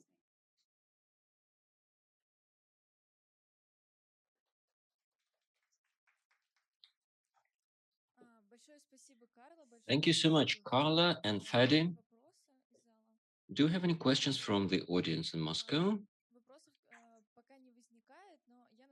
We don't have any yet, but first and foremost, I'd like to thank you for this very interesting presentation. And the research that you do is very important as a reference point for the Russian context. It's important for our country because, as of yet, we don't see this idea of disability art fully realized because there is no culture of disability art, there is no movement behind it. And so art and inclusion exist only within the space of charity and charitable events. And what we really want is for people with disabilities to use research, including your research, as reference points, and for people without disabilities to look at this as well, so that this culture of disability art really emerges in Russia, so that disabled artists can become part of the larger context of contemporary Russian art. Thank you so much. Thank you. I wonder if it's okay if I make a comment on what you've just said, which I think is very important. The comment is that I recently listened to a talk by a disability studies scholar called Robert McCure, and he says it takes two people to create a crip dialogue or a crip conversation, so that, you know, it's people needing to come together from disability experience to start to create groups and to start to look at similarities and experiences of ableism in the world, and to begin to build culture and community from there. And you know, sort of people are in uneven places in relationship to that around the world, for lots of complicated reasons that relate to histories of how people have acquired disability, often in, you know, certain spaces because of globalization, because of neoliberalism, and because of intensified pressures placed on people to be productive and to work, you know, sort of their, you know, kind of bodies and minds to the ground, basically. You know, sort of that these kinds of global pressures have created debility. They've debilitated certain populations of people, so that people are developing disabilities at younger ages. More people are becoming disabled. People are developing impairments, and in certain parts of the world, dying at earlier ages, or on average at earlier ages than they did before. So because of this negative association, people want to turn away from disability because of its, you know, sort of, you know, connection to, you know, sort of turbo capitalism and intense neoliberalism. And that makes sense. But then there's also this other movement of disability pride that, you know, we also need to begin to usher in, and, you know, yes, push against all of the systems and the historical and political economic relations that are producing debility, at the same time that we create space for disabled lives to be livable lives, and for reorienting to disability as human diversity, as experiences that are foundational and basic to life itself. So it's a kind of complex knot, I think, to disentangle here, but really important. I don't know, Fady, if you want to add anything to what I've just said. Only to say that I think your suggestion that it is about relationality. So, you know, if there are these charities where there are disabled people producing art, what would it mean to, in fact, create community with those places, to bring art into, you know, to value that art as much as any other type of art? And what would it mean to start building community with a whole range of disabled people in Russia and Moscow and various places? And I'm sure that it's already happening, right? And sometimes it's about the digging and the finding and the, you know, going into places where we think art doesn't necessarily exist or it doesn't belong. Yeah, my thoughts. Thank you. I mean, disability art historically has been kind of coded as outsider art, and naive art, and folks who produce it have been seen as like craftspeople and not real artists. And that, you know, sort of there are disability scholars who are really challenging that kind of framing. End of that. Yes, and I have a very last comment here, because I started talking about disability art, but it's important to note that if we want more diversity, then ideally we should reach a situation when an individual with disability has a choice to enter contemporary art without identifying as disability art representative, just having an opportunity to be an artist above all, contemporary artist, or being an activist and identifying as a representative of disability art. I think it's important because, once again, we cannot say that all art created by individuals with disabilities is a certain stream of disability art, because until the artist positions themselves as a representative of disability art, we cannot just pigeonhole them into this. I think it's important for this to prevent discrimination and to prevent exotification of art made by people with disabilities. I would agree with you, but I would also say that in some way, people's experiences of disability turn up in their art, whether or not they identify themselves as a disabled artist. And also some artists who have become disabled over time have told me that, you know, they turn to Crip community, you know, through the process of becoming disabled to find ways to access their art and art making later in life. So, you know, there's a lot of different situations, you know, that artists find themselves in. People move from the status of non-disabled to disabled as they age, and that shifts their art practice and the ways that their bodies change, and their capacities to create change shows up in their work. And reaching out and finding Crip community has been a real lifesaver, and been a source of renewed generativity and creativity for some artists.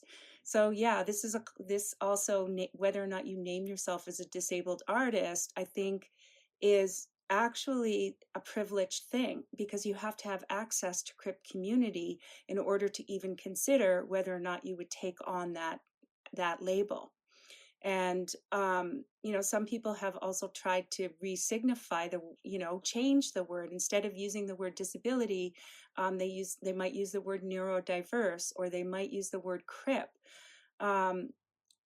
Erasing the term disability itself is also a political act in a way, because disability historically has been associated with stigma, with deficiency, with all of these negative things, with no future, with not having a future or a life, with not being productive and a contributor to society, etc. And so to erase that is also not participating in the attempt to kind of, and the work of activism, activist art, to sort of say something entirely different about what disability is and what disability can bring. And I guess that's a decision that people make, but they can't make that decision unless they have access to community and access to all of this scholarship and all of this political, activisms that are happening in different places to give disability another set of meanings. We may have said the same thing maybe 50 years ago or 100 years ago about women's art, or indigenous art, whether or not people should identify with their difference. And whether or not their difference shows up in their work, these are big theoretical questions. End of thought. I guess with no, I don't have any, sort of clear answers other than this is a process.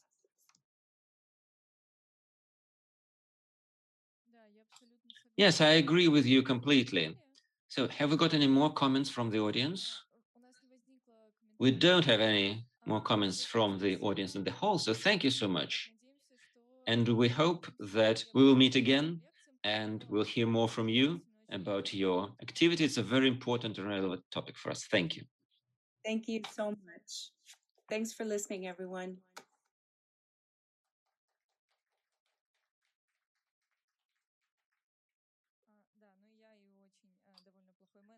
Right.